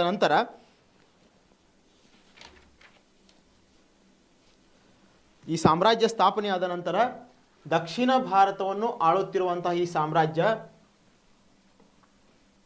ದಕ್ಷಿಣ ಭಾರತದ ಎಲ್ಲ ಭೂಭಾಗಗಳನ್ನು ಕವರ್ ಮಾಡುತ್ತೆ. ಮುಂದೆ ದಕ್ಷಿಣ ಭಾರತದ ಎಲ್ಲ ಭೂಭಾಗಗಳನ್ನು ಕವರ್ ಮಾಡುತ್ತೆ. ಅದೇ ರೀತಿ ಈ ಸಾಮ್ರಾಜ್ಯದ ಕೆಲವೊಂದಿಷ್ಟು ಮುಖ್ಯವಾದ ವಿಷಯಗಳನ್ನು ನಾವು ತಿಳ್ಕೊಬೇಕಾಗುತ್ತೆ. ಈ ಸಾಮ್ರಾಜ್ಯ ಸ್ಥಾಪಕ ಯಾರು? ಸಿಮುಖ ಈ ದಕ್ಷಿಣ ಭಾರತದಲ್ಲಿ ಒಂದು ಸ್ವತಂತ್ರವಾದ ಸಾಮ್ರಾಜ್ಯವನ್ನು ಸ್ಥಾಪನೆ ಮಾಡ್ತಾನೆ. ಅದೇ ರೀತಿ ಸಾಮ್ರಾಜ್ಯವನ್ನು ಸ್ಥಾಪನೆ ಮಾಡುವ ಮುಖಾಂತರ ದಕ್ಷಿಣ ಭಾರತದ ಮೊದಲ ರಾಜಮನೆತನ ಅಂತ ಹೇಳು ಇದಕ್ಕೆ ಪ್ರಖ್ಯಾತಿ ಸಿಗುತ್ತೆ. ಅದೇ ರೀತಿ ಈ ಸಾಮ್ರಾಜ್ಯದಲ್ಲಿ ಶ್ರೇಷ್ಠ ದೊರೆಗಳಂತ ಬರ್ತಾರೆ. ಶಾತಕರ್ಣಿಗಳಂತ ಹೇಳ್ತೀವಿ. 1ನೇ ಶಾತಕರ್ಣಿ, 2ನೇ ಶಾತಕರ್ಣಿ ಅಂತ ಹೇಳ್ತೀವಿ. ಅದೇ ರೀತಿ ಪುಲ್ಮಾಯಿ ಅಂತ ಬರ್ತಾರೆ. ಆದರೆ ಈ ಮನೆತನದ ಅತ್ಯಂತ ಶ್ರೇಷ್ಠ ದೊರೆ ಅಂತ ನಾವೇನು ಹೇಳ್ತೀವಲ್ಲ, ಗೌತಮಿ ಪುತ್ರ ಶಾತಕರ್ಣಿ ಅಂತ ಹೇಳ್ತೀವಿ. ಗೌತಮಿ ಪುತ್ರ ಶಾತಕರ್ಣಿಯು ಈ ಮನೆತನದ ಅತ್ಯಂತ ಶ್ರೇಷ್ಠ ದೊರೆ ಅಂತ ಹೇಳ್ತೀವಿ. ಅದೇ ರೀತಿ ಸಿಮುಖನಿಂದ ಸ್ಥಾಪಿಸಲ್ಪಟ್ಟ ಈ ಪ್ರದೇಶವು ಇವತ್ತಿಗೂ ಸಹಿತ ತನ್ನದೇ ಆದಂತಹ ಶ್ರೇಷ್ಠತೆಯನ್ನು ಹೊಂದಿದೆ ಅಂತ ನಾವು ಹೇಳ್ತೀವಿ. ಸಿಮುಖನಿಂದ ಸ್ಥಾಪಿಸಲ್ಪಟ್ಟಿರುವಂಥ ಈ ಸಾಮ್ರಾಜ್ಯವು ಇವತ್ತಿಗೂ ಸಹಿತ ತನ್ನದೇ ಆದ ಶ್ರೇಷ್ಠತೆಯನ್ನು ಹೊಂದಿದೆ ಅಂತ ಹೇಳ್ತೀವಿ. ಅದೇ ರೀತಿ ಈ ಸಾಮ್ರಾಜ್ಯವು ಮೂಲದ ಬಗ್ಗೆ ನೋಡಿದಾಗ ಅನೇಕ ಇತಿಹಾಸಕಾರರು ತನ್ನದೇ ಆದಂತಹ ವಾದಗಳನ್ನು ಮಂಡನೆ ಮಾಡಿದ್ದಾರೆ. ಅದೇ ರೀತಿ ನಾವು ಆ ಮಂಡನೆಗಳನ್ನು ನೋಡಿದಾಗ ಆಂಧ್ರ ಭೃತ್ಯರು ಅಂತ ಕೆಲವೊಂದಿಷ್ಟು ಜನ ಹೇಳ್ತಾರೆ. ಕೆಲವೊಂದಿಷ್ಟು ಜನ ಏನು ಹೇಳ್ತಾರೆ, ಇವರು ಕರ್ನಾಟಕ ಮೂಲದವರು ಅಂತ ಹೇಳ್ತಾರೆ. ಕೆಲವೊಂದಿಷ್ಟು ಜನ ಏನು ಹೇಳ್ತಾರೆ, ಇವರು ಉತ್ತರ ಭಾರತದಿಂದ ಬಂದವರು ಅಂತ ಹೇಳ್ತಾರೆ. ಅಂದರೆ ಆಂಧ್ರ ಭೃತ್ಯರು ಅಂತ ಏನು ಹೇಳ್ತಾರಲ್ಲ, ಇದೇ ವಾದನ ನಾವು ಇವತ್ತಿಗೆ ಒಪ್ಕೊಂಡಿವಿ. ಆಂಧ್ರ ಭೃತ್ಯರು ಅನ್ನೋದು ಅನೇಕ ಗ್ರಂಥಗಳಲ್ಲಿ ಇವರ ಬಗ್ಗೆ ಬರೆಯಲಿಟ್ಟಪಟ್ಟಿದೆ. ಹೀಗಾಗಿ ಆಂಧ್ರ ಭೃತ್ಯರು ಅಂತ ನಾವು ಒಪ್ಕೋತೀವಿ. ಅದೇ ರೀತಿ ಕರ್ನಾಟಕ ಮೂಲದವರು ಅಂತ ಏನು ಹೇಳ್ತಾರಲ್ಲ, ಈ ಕರ್ನಾಟಕ ಮೂಲದ ಬಗ್ಗೆಯೂ ಸಹಿತ ಹಿರೇಹಡಗಲಿ ಎಂಬ ಪ್ರದೇಶದಲ್ಲಿ ಸಿಕ್ಕಿರುವಂಥ ಶಾಸನದ ಮುಖಾಂತರ ಇವರನ್ನು ಕರ್ನಾಟಕ ಮೂಲದವರು ಅಂತ ಹೇಳ್ತಾರೆ. ಈ ಬಳ್ಳಾರಿ ಮತ್ತು ಈಗಿರುವಂಥ ಬಳ್ಳಾರಿ ಮತ್ತು ಧಾರವಾಡ ನಡುವಿನ ಪ್ರಾಂತ್ಯದಲ್ಲಿ ಬರುವಂಥ ಪ್ರದೇಶದಲ್ಲಿ ಇವರು ವಾಸವಾಗಿದ್ದರು ಅಂತ ಹೇಳ್ತಾರೆ. ಈ ಬಳ್ಳಾರಿ ಮತ್ತು ಧಾರವಾಡ ನಡುವಿನ ಪ್ರಾಂತ್ಯವನ್ನು ಏನಂತ ಕರಿತಿದ್ರು? ಶಾತವಾಹನಿಹಾರ್ ಪ್ರದೇಶ ಅಂತ ಕರಿತಿದ್ರು. ಅಲ್ಲಿರುವಂಥ ಜನರನ್ನು ಶಾತವಾಹನಿಹಾರರು ಅಂತ ಕರಿತಿದ್ರು. ಆದ ಕಾರಣಕ್ಕಾಗಿ ಇವರು ಕನ್ನಡ ಮೂಲದವರು ಅಂತ ಹೇಳ್ತಾರೆ, ಕರ್ನಾಟಕ ಮೂಲದಿಂದ ಬಂದವರು ಅಂತ ಹೇಳ್ತಾರೆ, ಕೃಷಿಕ ಕುಟುಂಬದಿಂದ ಬಂದವರು ಅಂತ ಹೇಳ್ತಾರೆ. ಬಟ್ ಇವತ್ತಿಗೆ ಇತಿಹಾಸಕಾರರು ಒಪ್ಪಿರುವಂಥ ಅಂಶ ಯಾವುದಪ್ಪ ಅಂದರೆ ಇವರನ್ನು ಆಂಧ್ರ ಭೃತ್ಯರು ಅಂತ ಒಪ್ಕೊಂಡಾರ. ಯಾವುದು? ಆಂಧ್ರ ಭೃತ್ಯರು ಅಂತ ಒಪ್ಕೊಂಡಾರ. ಆಂಧ್ರ ಭೃತ್ಯರು ಅಂತ ಒಪ್ಕೊಂಡಿದ್ದಾರೆ. ಈ ಆಂಧ್ರ ಭೃತ್ಯರು ಅಂತ ಒಪ್ಕೊಂಡಿದ್ದಕ್ಕಾಗಿ ಇವರು ಬ್ರಾಹ್ಮಣ ಕುಲಕ್ಕೆ ಸೇರಿದಕ್ಕಾಗಿ ಹರತಿ ಪುತ್ರರು, ಬ್ರಾಹ್ಮಣ ಕುಲದ ಹರತಿ ಪುತ್ರರು ಅಂತ ಹೇಳಿ ಇವರ ಕುಲದ ಬಗ್ಗೆ ಒಪ್ಕೋತಾರೆ. ಇದೇ ರೀತಿ ಶ್ರೀಮುಖನು ಸಹಿತ ಸಾಮ್ರಾಜ್ಯವನ್ನು ಸ್ಥಾಪಿಸಿ ಸಾಮ್ರಾಜ್ಯವನ್ನು 10 ವರ್ಷಗಳ ಕಾಲ ವಿಜೃಂಭಣೆಯಿಂದ ಆಳ್ವಿಕೆಯನ್ನು ಮಾಡ್ತಾನೆ. ಇವನ ನಂತರ ಅಂದರೆ ಶ್ರೀಮುಖನ ನಂತರ ಯಾರು ಬರ್ತಾರೆ?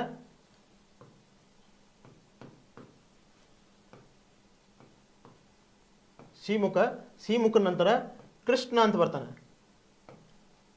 ಕೃಷ್ಣ ಈತನ ತಮ್ಮ ಕೃಷ್ಣ ಅಂತ ಬರ್ತಾನೆ. ಈತನ ನಂತರ ಯಾರು ಬರ್ತಾನೆ ಅಂದರೆ 1ನೇ ಶಾತಕರ್ಣಿ ಬರ್ತಾನೆ. ಯಾರು? 1ನೇ ಶಾತಕರ್ಣಿ ಬರ್ತಾನೆ. ಈತ ನಂತರ 2ನೇ ಶಾತಕರ್ಣಿ ಅಂತ ಹೇಳ್ತೀವಿ. 2ನೇ ಶಾತಕರ್ಣಿ ಬರ್ತಾನೆ. ಇದೇ ರೀತಿ ಈ ವಂಶದ 16ನೆಯ ದೊರೆ ಹಾಲ ಬರ್ತಾನೆ. ಈ ಹಾಲನ ಬಗ್ಗೆ ಹೇಳಬೇಕಾದ್ರೆ ಅತ್ಯಂತ ಶಾಂತಿಪ್ರಿಯ ವ್ಯಕ್ತಿ, ರಾಜನೀತಿ ನಿಪುಣನಾಗಿರ್ತಾನೆ.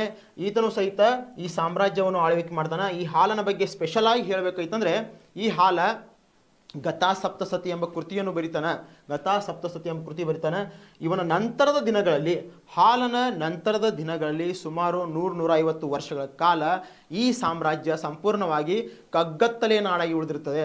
ತನ್ನದೇ ಆದಂಥ ವರ್ಚಸ್ಸನ್ನು ಕಡಿಮೆ ಮಾಡಿಕೊಂಡಿರುತ್ತೆ. ಆ ಸಮಯದಲ್ಲಿ ಈ ವಂಶದ ಅತ್ಯಂತ ಶ್ರೇಷ್ಠ ದೊರೆ ಅಂತ ನಾವೇನು ಹೇಳ್ತೀವಲ್ಲ, ಗೌತಮಿ ಪುತ್ರ ಶಾತಕರ್ಣಿ, ಅಂದರೆ ಈತನ ಹೆಸರಿನಲ್ಲೇ ಸೂಚಿಸುವ ಹಾಗೆ ಗೌತಮಿ ಪುತ್ರ ಶಾತಕರ್ಣಿ ಅಂತೇನು ಹೇಳ್ತೀವಲ್ಲ, ಇವನ ಹೆಸರೇ ಸೂಚಿಸುವ ಹಾಗೆ ಗೌತಮಿಯ ಮಗನಾದಂತಹ ಈತ ಗೌತಮಿ ಪುತ್ರ ಶಾತಕರ್ಣಿ, ಗೌತಮಿಯ ಮಗನಾದಂತಹ ಈತ ಏನು ಮಾಡ್ತಾನಂದ್ರೆ ಈ ಸಾಮ್ರಾಜ್ಯವನ್ನು ಮರು ನಿರ್ಮಾಣ ಮಾಡ್ತಾನೆ. ಈ ಸಾಮ್ರಾಜ್ಯದ ಗಡಿಯನ್ನು ಈ ಸಂಪೂರ್ಣ ದಕ್ಷಿಣ ಭಾರತ ಹಿಡ್ಕೊಂಡು ಉತ್ತರ ಭಾರತದವರೆಗೆ ಹರಡಿಸ್ತಾನೆ. ಈತ ಹರಡಿಸಿರುವಂತಹ ಈ ಭವ್ಯವಾದ ಸಾಮ್ರಾಜ್ಯವನ್ನು ಸ್ವತಃ ಅವನ ತಾಯಿಯಾಗಿರುವಂತಹ ಗೌತಮಿ ಬಾಲಶ್ರೀ ಏನು ಮಾಡ್ತಾಳೆ ಅಂದರೆ ಈ ತನ್ನ ಮಗನ ಸಾಮ್ರಾಜ್ಯದ ವಿಸ್ತರಣೆಯ ಬಗ್ಗೆ ಶಾಸನಗಳನ್ನು ನಿರ್ಮಾಣ ಮಾಡುವುದರ ಮುಖಾಂತರ ಶಾಸನಗಳಲ್ಲಿ ಈ ತನ್ನ ಮಗನ ಗುಣಗಾನವನ್ನು ಮಾಡ್ತಾಳೆ. ನಾಸಿಕ್ನಲ್ಲಿ ಒಂದು ಶಾಸನವನ್ನು ಹೊರಡಿಸ್ತಾಳೆ. ಆ ಶಾಸನದಲ್ಲಿ ಗೌತಮಿ ಬಾಲಶ್ರೀಯು ಗೌತಮಿ ಪುತ್ರ ಶಾತಕರ್ಣಿಯ ಬಗ್ಗೆ ವರ್ಣನೆಯನ್ನು ಮಾಡ್ತಾಳೆ. ಅದೇ ರೀತಿ ಗೌತಮಿ ಪುತ್ರನಿಗೆ ಇರುವಂಥ ಬಿರುದನ್ನು ಸಹಿತ ಅಲ್ಲಿ ವರ್ಣನೆ ಮಾಡ್ತಾಳೆ. ಗೌತಮಿ ಪುತ್ರನಿಗೆ ಇರುವಂಥ ಬಿರುದು ಯಾವುದಪ್ಪ ಅಂದರೆ ತ್ರೈ ಸಮುದ್ರತೋಯ ಪೀತವಾಹಕ ಅಂತ ಹೇಳ್ತಾರೆ. ತ್ರೈ ಸಮುದ್ರತೋಯ ಪೀತವಾಹಕ ಎಂಬ ಶಬ್ದದ ಅರ್ಥ ಏನಂದರೆ 3 ಸಮುದ್ರಗಳ ನೀರನ್ನು ಕುಡಿದಿರುವಂತಹ ವಾಹನವನ್ನು ಹೊಂದಿರುವಂಥ ರಾಜ. ತ್ರೈ ಸಮುದ್ರತೋಯ ಪೀತವಾಹಕ ಅಂತ ಹೇಳ್ತಾರೆ. ಅಂದರೆ ಅವನ ಕುದುರೆ 3 ಸಮುದ್ರಗಳ ನೀರನ್ನು ಕುಡಿದಿದೆ. ಇದರ ಅರ್ಥ ಏನಪ್ಪ ಅಂದರೆ ಹಿಮಾಲಯ ಪರ್ವತದಿಂದ ಈತನ ಸಾಮ್ರಾಜ್ಯ ಇದೇನು ಹಿಮಾಲಯ ಪ್ರಾಂತ್ಯ ಬರುತ್ತಲ್ಲ, ಈ ಹಿಮಾಲಯ ಪರ್ವತದಿಂದ ಅರಬ್ಬಿ ಸಮುದ್ರ ಆಗಿರ್ಬೋದು ಮತ್ತು ಬಂಗಾಳ ಕೊಲ್ಲಿ ಆಗಿರ್ಬೋದು, ಹಿಂದೂ ಮಹಾಸಾಗರದವರೆಗೂ ಸಹಿತ ಈ ಸಾಮ್ರಾಜ್ಯವನ್ನು ವಿಸ್ತರಣೆ ಮಾಡಿದ್ದ ಅಂತ ಹೇಳ್ತಾರೆ. ಈ ಸಾಮ್ರಾಜ್ಯದ ನಾವು ಕೆಲವೊಂದಿಷ್ಟು ಮೂಲಾಧಾರಗಳು ಅಂತ ನೋಡಿದಾಗ, ಇವರ ಕೃತಿಗಳು ಅಂತ ನಾವು ನೋಡಿದಾಗ, ನಾನು ಈಗ ಹೇಳಿದೆ ಹಾಲನ್ನು ಬರೆದಿರುವಂತಹ ಕೃತಿ ಯಾವುದು? ಗಾಥಾ ಸಪ್ತಸತಿ. ಮತ್ತು ಪೈಶಾಚಿ ಭಾಷೆಯಲ್ಲಿ ಇವನೇ ಕಾಲದಲ್ಲಿ ಪೈಶಾಚಿ ಭಾಷೆಯಲ್ಲಿ ಒಂದು ಕೃತಿ ನಿರ್ಮಾಣವಾಗುತ್ತೆ. ನಾನು ಹೇಳ್ತೀನಿ, ಒಂದೇ ಒಂದು ಕೃತಿ ಇದೆ ಪೈಶಾಚಿ ಭಾಷೆಯಲ್ಲಿ ನಿರ್ಮಾಣ ಆಗಿರುವಂಥ ಒಂದೇ ಒಂದು ಕೃತಿ ಇದೆ. ಅದು ಯಾವ ಕೃತಿ ಅಂತ ನೀವು ಹೇಳಬೇಕು, ಪ್ಲಸ್ ಯಾರು ರಚಿಸಿದ್ದಾರೆ ಅನ್ನೋದು ಹೇಳಬೇಕು. ಈ ಪೈಶಾಚಿ ಭಾಷೆಯಲ್ಲಿ ನಿರ್ಮಾಣ ಆಗಿರುವಂಥ ಕೃತಿ ಆ ಕವಿ ಯಾರ ಆಸ್ಥಾನದಲ್ಲಿ ಇರ್ತಾನಪ್ಪ ಅಂದರೆ ಹಾಲನ ಆಸ್ಥಾನದಾಗಿರ್ತಾನೆ. ಹಾಲನ ಆಸ್ಥಾನದಲ್ಲಿ ಆಶ್ರಯವನ್ನು ಪಡೆದಿರುವಂತಹ ವ್ಯಕ್ತಿ ಪೈಶಾಚಿ ಭಾಷೆಯಲ್ಲಿ ಒಂದು ಕೃತಿಯನ್ನು ರಚನೆ ಮಾಡ್ತಾನೆ. ಪೈಶಾಚಿ ಭಾಷೆಯಲ್ಲಿ ಇರುವಂಥ ಒಂದೇ ಒಂದು ಕೃತಿ ಅದು. ಆ ಕೃತಿಯ ಬಗ್ಗೆ ನೀವು ನನಗೆ ಕಮೆಂಟ್ಸ್ ಮಾಡ್ಬೇಕಂತ ಹೇಳ್ತೀನಿ. ಪ್ಲಸ್ ಈ ಗೌತಮಿ ಪುತ್ರನ ಬಗ್ಗೆ ಯಾವ ರೀತಿ ನಾಸಿಕ್ ಶಾಸನದಲ್ಲಿ ವರ್ಣನೆ ಇದೆಯೋ ಅದೇ ರೀತಿ ಈ ಸಾಮ್ರಾಜ್ಯಕ್ಕೆ ಅನೇಕ ಶಾಸನಗಳಿವೆ. ಈ ಶಾಸನಗಳಲ್ಲಿ ಸಾಮ್ರಾಜ್ಯ ಸ್ಥಾಪಕನಾಗಿರುವಂತಹ ಶ್ರೀಮುಖನ ಬಗ್ಗೆ ಅಷ್ಟೇ ಅಲ್ಲ, 1ನೇ ಶಾತಕರ್ಣಿ ಆಗಿರ್ಬೋದು, 2ನೇ ಶಾತಕರ್ಣಿ ಆಗಿರ್ಬೋದು, ಇವ್ರ ಬಗ್ಗೆ ಸಹಿತ ವರ್ಣನಿವೆ. ನಾನಾಘಟ್ ಶಾಸನ ಅಂತ ಹೇಳ್ತೀವಿ. ಈ ನಾನಾಘಟ್ ಶಾಸನವೂ ಸಹಿತ ಇವರ ಇತಿಹಾಸವನ್ನು ತಿಳಿಸುತ್ತದೆ. ಇವರ ಇತಿಹಾಸವನ್ನು ತಿಳಿಸುತ್ತದೆ. ರಾಯಶ್ರೀಮುಖ ಅಂತ ವರ್ಣನೆ ಮಾಡುವುದರ ಮುಖಾಂತರ ಈ ಶ್ರೀಮುಖನ ಬಗ್ಗೆ ಸಹಿತ ವರ್ಣನೆ ಇದೆ. ಶ್ರೀಮುಖ ಯಾವ ರೀತಿ ಸಾಮ್ರಾಜ್ಯವನ್ನು ಸ್ಥಾಪನೆ ಮಾಡ್ತಾನೆ, ದಕ್ಷಿಣ ಭಾರತದಲ್ಲಿ ಯಾವ ರೀತಿ ಸಾಮ್ರಾಜ್ಯವನ್ನು ವಿಸ್ತರಣೆ ಮಾಡ್ತಾನೆ ಅನ್ನೋದ್ರ ಬಗ್ಗೆ ವರ್ಣನೆ ಇದೆ. ಅದೇ ರೀತಿ ಶಾತಕರ್ಣಿಗಳ ಬಗ್ಗೆ, ಶಾತಕರ್ಣಿಗಳ ಸಾಮ್ರಾಜ್ಯವನ್ನು ಗಡಿ ಯಾವ ರೀತಿ ವಿಸ್ತರಣೆ ಮಾಡ್ತಾರೆ, ಅವರು ಕೈಗೊಂಡಿರುವಂಥ ಕಾರ್ಯಗಳ ಬಗ್ಗೆ ವರ್ಣನೆ ಇದೆ. ಈ ಸಾಮ್ರಾಜ್ಯದ ಬಗ್ಗೆ ಮತ್ತೆ ಕೆಲವೊಂದಿಷ್ಟು ಮೂಲಾಧಾರಗಳು ಅಂತ ನೋಡಿದಾಗ ಭಾರತದ 18 ಪುರಾಣಗಳಲ್ಲಿ ಕೆಲವೊಂದಿಷ್ಟು ಪುರಾಣಗಳಲ್ಲಿಯೂ ಸಹಿತ ಮತ್ಸ್ಯ ಪುರಾಣ ಆಗಿರ್ಬೋದು, ವಿಷ್ಣು ಪುರಾಣ ಆಗಿರ್ಬೋದು, ಈ ಪುರಾಣಗಳಲ್ಲಿಯೂ ಸಹಿತ ಈ ಸಾಮ್ರಾಜ್ಯದ ವರ್ಣನೆ ನಮಗೆ ಸಿಗುತ್ತದೆ. ಪ್ರತಿಷ್ಠಾನ ಅಂತ ಹೇಳ್ತೀವಿ. ಪೈಠನನ್ನು ತನ್ನ ರಾಜಧಾನಿಯನ್ನಾಗಿ ಮಾಡಿಕೊಂಡು ಆಳ್ವಿಕೆಯನ್ನು ಪ್ರಾರಂಭಿಸಿದ ಇವರು ಔರಂಗಾಬಾದ್ ಜಿಲ್ಲೆಯ, ಅಂದರೆ ಮಹಾರಾಷ್ಟ್ರದ ಇವತ್ತಿನ ಔರಂಗಾಬಾದ್ ಜಿಲ್ಲೆಯ ಪೈಠನ್ ಪ್ರದೇಶವನ್ನು ರಾಜಧಾನಿಯನ್ನಾಗಿ ಮಾಡಿಕೊಳ್ತಾರೆ. ಅದೇ ರೀತಿ ಧಾನ್ಯಕಟ್ಟಕಂ ಎಂಬ ಪ್ರದೇಶ ಇದೆ, ಆ ಪ್ರದೇಶವನ್ನು ಸಹಿತ ರಾಜಧಾನಿಯನ್ನಾಗಿ ಮಾಡಿಕೊಳ್ತಾರೆ. ಪ್ರಸ್ತುತ ಕೆಲವೊಂದಿಷ್ಟು ದಿನಗಳ ಹಿಂದೆ ಅಮರಾವತಿಯಲ್ಲಿ ಅನೇಕ ಬುದ್ಧ ಸ್ತೂಪಗಳು, ಅನೇಕ ಬುದ್ಧನ ಮೂರ್ತಿಗಳು ಸಿಗ್ತವೆ. ಅಲ್ಲಿ ರಾಜ್ಯದ ರಾಜಧಾನಿ ನಿರ್ಮಾಣ ಮಾಡುವ ಸಂದರ್ಭದಲ್ಲಿ ಅಲ್ಲಿ ಸಿಕ್ಕಿರುವಂಥ ಅವೆಲ್ಲವನ್ನು ನೋಡಿದಾಗ ಶಾತವಾಹನರ ಕಾಲದಲ್ಲಿ ನಿರ್ಮಾಣ ಆಗಿರುವಂತಹ ಅನೇಕ ವಾಸ್ತುಶಿಲ್ಪಗಳು ಸಹಿತ ನಮಗೆ ಅಲ್ಲಿ ದೊರೀತವೆ. ಅದೇ ರೀತಿ ಇವರ ಇತಿಹಾಸವನ್ನು ತಿಳಿಯಲು ನಮಗೆ ಪುರಾಣಗಳಾಗಿರಬಹುದು, ಇವರ ಇತಿಹಾಸವನ್ನು ತಿಳಿಯಲು ಇವರು ಬರೆದಿರುವಂಥ ಕೃತಿಗಳಾಗಿರಬಹುದು, ಇವರ ಇತಿಹಾಸವನ್ನು ತಿಳಿಯಲು ನಮಗೆ ಶಾಸನಗಳಾಗಿರಬಹುದು, ಇವೆಲ್ಲವೂ ನಮಗೆ ಶಾತವಾಹನರ ಇತಿಹಾಸವನ್ನು ತಿಳಿಯಲು ಸಹಾಯ ಆಗ್ತಾ ಇದೆ. ಇದೇ ರೀತಿ ಈ ಸಾಮ್ರಾಜ್ಯದ ಸ್ಥಾಪಕ ಆಗಿರುವಂಥ ಸಿಮುಖ ಸಾಮ್ರಾಜ್ಯವನ್ನು ಸ್ಥಾಪನೆ ಮಾಡುವುದರ ಮುಖಾಂತರ ಈ ಸಾಮ್ರಾಜ್ಯಕ್ಕೆ ವರುಣ ಅಂತ ಹೇಳ್ತಾರೆ. ವರುಣವನ್ನು ತನ್ನ ರಾಜ್ಯದ ಲಾಂಛನವನ್ನಾಗಿ ಮಾಡಿಕೊಂಡು ಆಳ್ವಿಕೆಯನ್ನು ಮಾಡ್ತಾರೆ. ಇವರ ನಂತರ, ಸಿಮುಖನ ನಂತರ ಕೃಷ್ಣ ಆಳ್ವಿಕೆ ಮಾಡ್ತಾನೆ. ಈ ಕೃಷ್ಣನು ಸಹಿತ 10 ವರ್ಷಗಳ ಕಾಲ ಆಳ್ವಿಕೆ ಮಾಡ್ತಾನೆ. ಅದೇ ರೀತಿ ಈತ ನಂತರ 1ನೇ ಶಾತಕರ್ಣಿ ಆಳ್ವಿಕೆಗೆ ಬರ್ತಾನೆ. ಯಾರ್ರೀ? 1ನೇ ಶಾತಕರ್ಣಿ ಆಳ್ವಿಕೆಗೆ ಬರ್ತಾನೆ. ಈ 1ನೇ ಶಾತಕರ್ಣಿಯು ಸಹಿತ ಆಳ್ವಿಕೆಗೆ ಬಂದಾಗ ಈತನೂ ಸಹಿತ ಈ ಸಾಮ್ರಾಜ್ಯದ ವಿಸ್ತರಣೆಯನ್ನು ಕೈಗೊಳ್ತಾನೆ. ಈತನೂ ಸಹಿತ ಇಲ್ಲಿ ನಿರ್ಮಾಣ ಆಗಿರುವಂಥ ಈ ಸಾಮ್ರಾಜ್ಯ ವಿಸ್ತರಣೆಯನ್ನು ಕೈಗೊಳ್ತಾನೆ. ದಕ್ಷಿಣ ಭಾರತ ಅಷ್ಟೇ ಅಲ್ಲದೆ ಉತ್ತರ ಭಾರತದ ಭೂಭಾಗದಲ್ಲಿಯೂ ಸಹಿತ ಉತ್ತರ ಭಾರತದ ಭೂಭಾಗದಲ್ಲೂ ಸಹಿತ ಇದು ಸಾಮ್ರಾಜ್ಯ ವಿಸ್ತರಣೆ ಆಗುತ್ತೆ. ಬಟ್ ಇವರ ಸಂದರ್ಭದಲ್ಲಿ ಇವರು ಯಾವ ಕಾಲದಲ್ಲಿ ದಕ್ಷಿಣ ಭಾರತವನ್ನು ಆಳ್ವಿಕೆ ಮಾಡ್ತಿದ್ರೋ ಅದೇ ಸಮಯದಲ್ಲಿ ಉತ್ತರ ಭಾರತದ ಭೂಭಾಗವನ್ನು ಯಾರು ಆಳ್ತಿದ್ರಪ್ಪ ಅಂದರೆ ಗುಪ್ತರು ಆಳ್ವಿಕೆ ಮಾಡ್ತಿದ್ರು. ಆ ಸಮಯದಲ್ಲಿ ಇವ್ರು ಏನು ಮಾಡ್ತಾರೆ ಅಂದರೆ ಗುಪ್ತರೊಂದಿಗೆ ಒಳ್ಳೆಯ ಸಂಬಂಧಗಳನ್ನು ಇಟ್ಕೊಂಡಿರ್ತಾರೆ. ಗುಪ್ತರೊಂದಿಗೆ ಒಳ್ಳೆಯ ಸಂಬಂಧವನ್ನು ಇಟ್ಕೊಂಡಿರ್ತಾರೆ. ಇವರ ಸಾಮ್ರಾಜ್ಯದ ವಿಸ್ತರಣೆ ಸಿಂಹಳದವರೆಗೂ ಇರುತ್ತೆ. ಬಟ್ ಇವರು ಗುಪ್ತರೊಂದಿಗೆ ಒಳ್ಳೆಯ ಸಂಬಂಧವನ್ನು ಇಟ್ಕೊಂಡಿರ್ತಾರೆ. ರಾಯಭಾರಿಗಳು ಸಹಿತ ಇವರ ಆಸ್ಥಾನಕ್ಕೆ ಹೋಗ್ತಿರ್ತಾರೆ. ಹೀಗಾಗಿ ಗುಪ್ತರೊಂದಿಗೆ ಇವರು ಸಂಘರ್ಷ ಮಾಡ್ಕೊಂತ ಕುಳಿಯೋದಿಲ್ಲ. ಇವ್ರು ಏನು ಮಾಡ್ತಾರೆ ಅಂದರೆ ಅವರೊಂದಿಗೆ ಒಳ್ಳೆಯ ಸಂಬಂಧಗಳನ್ನು ಇಟ್ಕೊಂಡು ಆಳ್ವಿಕೆಯನ್ನು ಮಾಡ್ತಾರೆ. 1ನೇ ಶಾತಕರ್ಣಿ ಆಳ್ವಿಕೆ ಮಾಡ್ತಾನೆ. 1ನೇ ಶಾತಕರ್ಣಿಯ ನಂತರ ಅಂದರೆ 1ನೇ ಶಾತಕರ್ಣಿದು ಏನಾಗುತ್ತೆ ಅಂದರೆ ಅವನ ಮಕ್ಕಳು ಇನ್ನೂ ಅಪ್ರಾಪ್ತರಿದ್ದಾಗ ತೀರ್ಕೊಳ್ತಾನೆ. ಹೀಗಾಗಿ ಈತನ ಪತ್ನಿ ಸಾಮ್ರಾಜ್ಯವನ್ನು ಮುಂದುವರಿಸ್ಕೊಂಡು ಹೋಗ್ತಾಳೆ. ಮಕ್ಕಳು ಅಪ್ರಾಪ್ತ ಇದ್ದ ಕಾರಣಕ್ಕಾಗಿ ಈತನ ಪತ್ನಿ ಏನು ಮಾಡ್ತಾಳೆ ಅಂದರೆ ಸಾಮ್ರಾಜ್ಯವನ್ನು ಮುಂದುವರಿಸ್ಕೊಂಡು ಹೋಗ್ತಾಳೆ. ಇವಳ ಕಾಲದಲ್ಲಿನೇ ನಾನಾಗಢ ಶಾಸನ ರಚನೆ ಆಗುತ್ತೆ. ನಾನಾಗಢ ಶಾಸನ ರಚನೆ ಮಾಡಿದ್ದು ಇವರ ಕಾಲದಲ್ಲಿ ಯಾರಪ್ಪ? ನಾಗನಿಕ ಅಂತ ಹೇಳ್ತೀವಿ. ಇವರ ಕಾಲದಲ್ಲಿ ನಾನಾಗಢ ಶಾಸನ ರಚನೆ ಆಗುತ್ತೆ. ಈ ನಾನಾಗಢ ಶಾಸನದಲ್ಲಿ ಈ ಸಾಮ್ರಾಜ್ಯದ ಬಗ್ಗೆ ಸಂಪೂರ್ಣವಾದ ವರ್ಣನೆಯನ್ನು ನಾವು ನೋಡ್ತೀವಿ.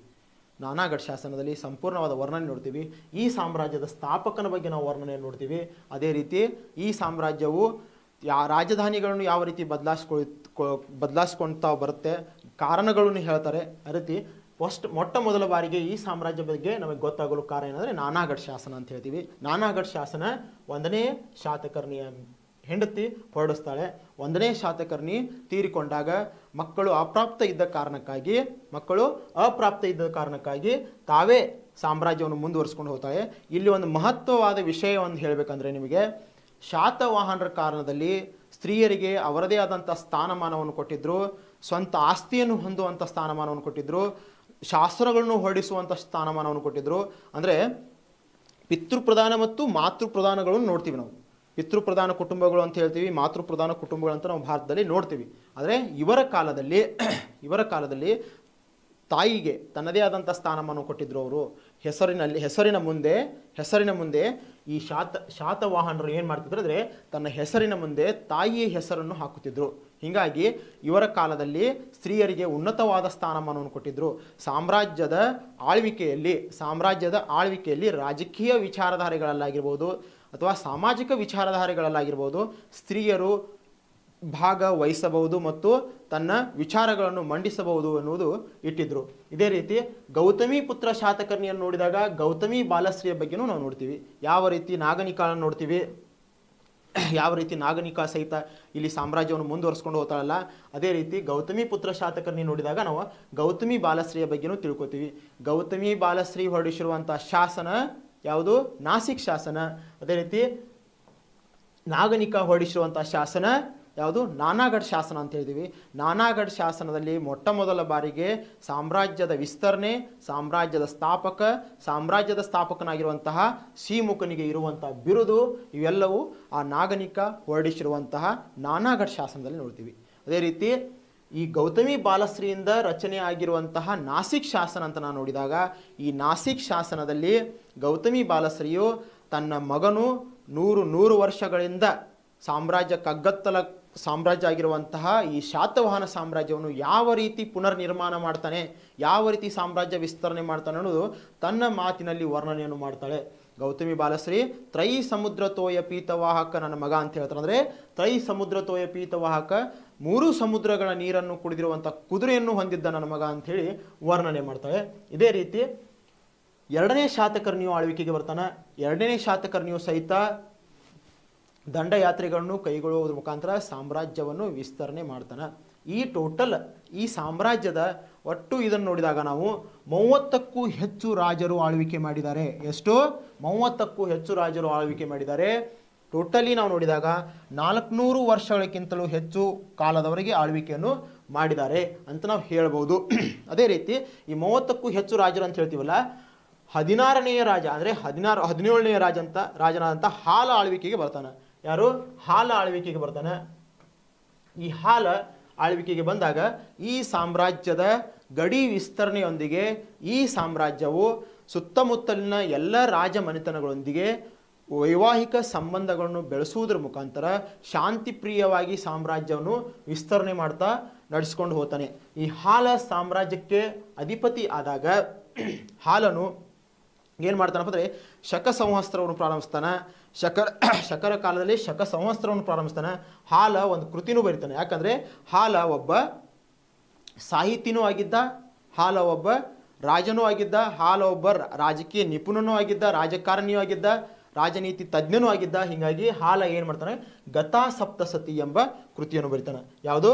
ಗತಾ ಸಪ್ತಸತಿ ಎಂಬ ಕೃತಿಯನ್ನು ಬರಿತಾನೆ. ಈ ಗತಾ ಸಪ್ತಸತಿ ಎಂಬ ಕೃತಿ ಯಾವುದು?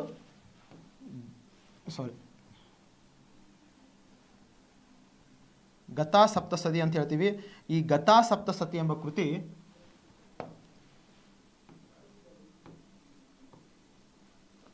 ಗಾಥಾ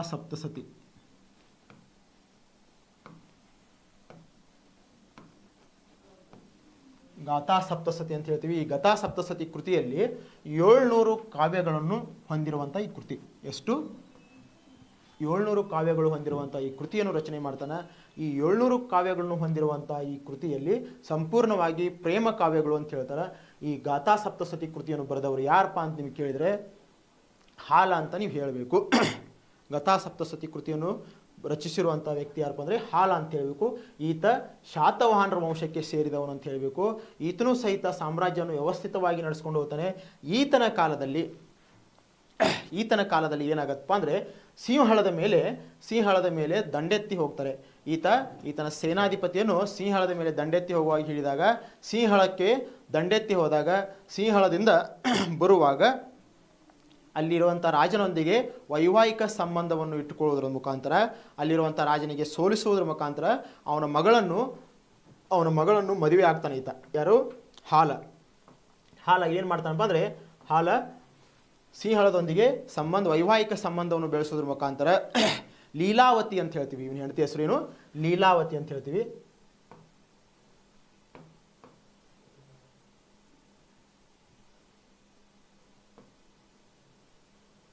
ಲೀಲಾವತಿ ಅಂತ ಹೇಳ್ತೀವಿ.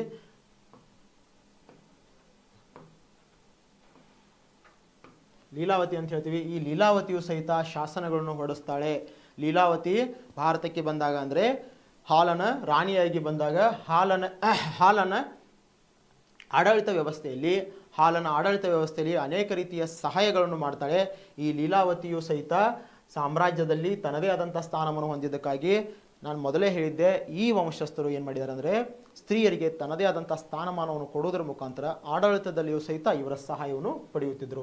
ಲೀಲಾವತಿ ಆ ಕಾಲದ ಸುಂದರವಾದ ರಾಣಿಯಾಗಿದ್ದರು. ಈತನನ್ನು ಹಾಲ ಯಾವಾಗ ಶ್ರೀಲಂಕಾದ ಮೇಲೆ ಸಿಂಹಳದ ಮೇಲೆ ದಂಡೆತ್ತಿ ಹೋದಾಗ ಅಲ್ಲಿ ವೈವಾಹಿಕ ಸಂಬಂಧವನ್ನು ಬೆಳೆಸೋದ್ರ ಮುಖಾಂತರ ಲೀಲಾವತಿಯನ್ನು ಮದುವೆ ಆಗ್ತಾನೆ. ಲೀಲಾವತಿಯು ನಮ್ಮ ಭಾರತದ ಶಾತವಾಹನರ ರಾಣಿಯಾಗಿ ಬರ್ತಾಳೆ. ಓಕೆ, ಇವನ ನಂತರದ ದಿನಗಳಲ್ಲಿ ಏನಾಗತ್ತಪ್ಪ ಅಂದರೆ ಸುಮಾರು 100 ವರ್ಷ ಅಂದರೆ 100 ವರ್ಷದಿಂದ 150 ವರ್ಷಗಳ ಕಾಲ ಈ ಸಾಮ್ರಾಜ್ಯವು ಸಂಪೂರ್ಣವಾಗಿ ಕಗ್ಗತ್ತಲ ನಾಡಾಗಿರ್ತದೆ. ಅಂದರೆ ಹಾಲನ ನಂತರದ ದಿನಗಳಲ್ಲಿ ನೋಡಿದಾಗ ಅನೇಕ ರಾಜರು ಆಳ್ವಿಕೆ ಮಾಡಿದ್ದಾರೆ, ಬಟ್ ಪ್ರಬಲರಾಗಿರಲಿಲ್ಲ, ಅಷ್ಟೊಂದು ಬೆಳಕಿಗೆ ಬರಲಿಲ್ಲ. ಅವರ ಕೈಯಲ್ಲಿರುವಂಥ ಸಾಮಂತರೆಲ್ಲರೂ ಸ್ವತಂತ್ರರಾಗ್ತಿದ್ರು. ಇದೇ ಸಮಯದಲ್ಲಿ ದಕ್ಷಿಣ ಭಾರತದಲ್ಲಿ ಬೆಳಕಿಗೆ ಬಂದಿರುವಂಥ ರಾಜಮನೆತನಗಳು ಅಂತ ನಾವು ನೋಡಿದಾಗ, ಬೆಳಕಿಗೆ ಬಂದಿರುವಂಥ ರಾಜಮನೆತನ ಅಂದರೆ ಚೂಟರು ಅಂತ ಹೇಳ್ತೀವಿ. ಚೂಟರು ಅಂತ ಬರ್ತಾರೆ. ಅಲ್ಲಿಂದ ಅನೇಕ ಶಕರು ಅವರೆಲ್ಲ ಬರ್ತಾರೆ. ಬಟ್ ಪಲ್ಲವರು ಸಹಿತ ಅದೇ ಸಮಯದಲ್ಲಿ ಬೆಳಕಿಗೆ ಬರ್ತಾರೆ. ಪಲ್ಲವರ ಪ್ರಾಬಲ್ಯವು ಹೆಚ್ಚಾಗಲು ಪ್ರಾರಂಭವಾಗುತ್ತೆ. ಈ ರೀತಿ ಅನೇಕ ರಾಜರು ಇಲ್ಲಿ ಅನೇಕ ಸಾಮಂತರು ಸ್ವತಂತ್ರರಾಗಿ ಸಾಮ್ರಾಜ್ಯ ವಿಸ್ತರಣೆಯ ಕಡೆಗೆ ಗಮನ ಕೊಡಲು ಪ್ರಾರಂಭಿಸ್ತಾರೆ. ಅದೇ ರೀತಿ 100 ವರ್ಷಗಳ ನಂತರ ಈ ಸಾಮ್ರಾಜ್ಯಕ್ಕೆ ಒಬ್ಬ ಶ್ರೇಷ್ಠ ದೊರೆ ಬರ್ತಾನೆ. ಈತನಿಂದ ಈ ಸಾಮ್ರಾಜ್ಯ ಮತ್ತೊಮ್ಮೆ ಅಂದರೆ ಪುನರ್ನಿರ್ಮಾಣ ಆಗುತ್ತೆ. ಈ ಸಾಮ್ರಾಜ್ಯ ಮತ್ತೊಂದು ಸಾರಿ ತನ್ನದೇ ಅಂತ ಗತವೈಭವವನ್ನು ಮೆರೆಯಲು ಪ್ರಾರಂಭಿಸುತ್ತೆ. ಯಾರಪ್ಪ ಅಂದರೆ ಗೌತಮಿ ಪುತ್ರ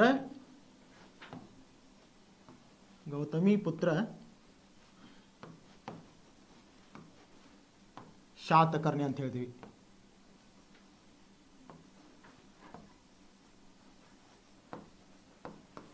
ಗೌತಮಿ ಪುತ್ರ ಶಾತಕರ್ಣಿ ಅಂತ ಹೇಳ್ತೀವಿ. ಈ ಗೌತಮಿ ಪುತ್ರ ಶಾತಕರ್ಣಿಯು ಆಳ್ವಿಕೆಗೆ ಬಂದಾಗ ಈ ಸಾಮ್ರಾಜ್ಯವು ಸಂಪೂರ್ಣವಾಗಿ ತನ್ನ ಪ್ರಾಬಲ್ಯತೆಯನ್ನು ಕಡಿಮೆ ಮಾಡಿಕೊಂಡಿತ್ತು. ಈತ ಬಂದ ತಕ್ಷಣ ಈ ಸಾಮ್ರಾಜ್ಯದ ಬೆಳವಣಿಗೆ ಗಡಿ ಹೇಳ್ತೀವಲ್ಲ, ಈ ಸಾಮ್ರಾಜ್ಯದ ಗಡಿ ದಕ್ಷಿಣ ಭಾರತ ಅಲ್ಲದೆ ಇಡೀ ಉತ್ತರ ಭಾರತದ ಕಡೆಗೂ ಹಬ್ಬಲು ಪ್ರಾರಂಭವಾಗುತ್ತೆ. ದಕ್ಷಿಣ ಭಾರತ ಅಲ್ಲದೆ ಉತ್ತರ ಭಾರತದ ಕಡೆಯೂ ಹಬ್ಬಲು ಪ್ರಾರಂಭವಾಗುತ್ತೆ. ಈ ರೀತಿ ಸಾಮ್ರಾಜ್ಯವು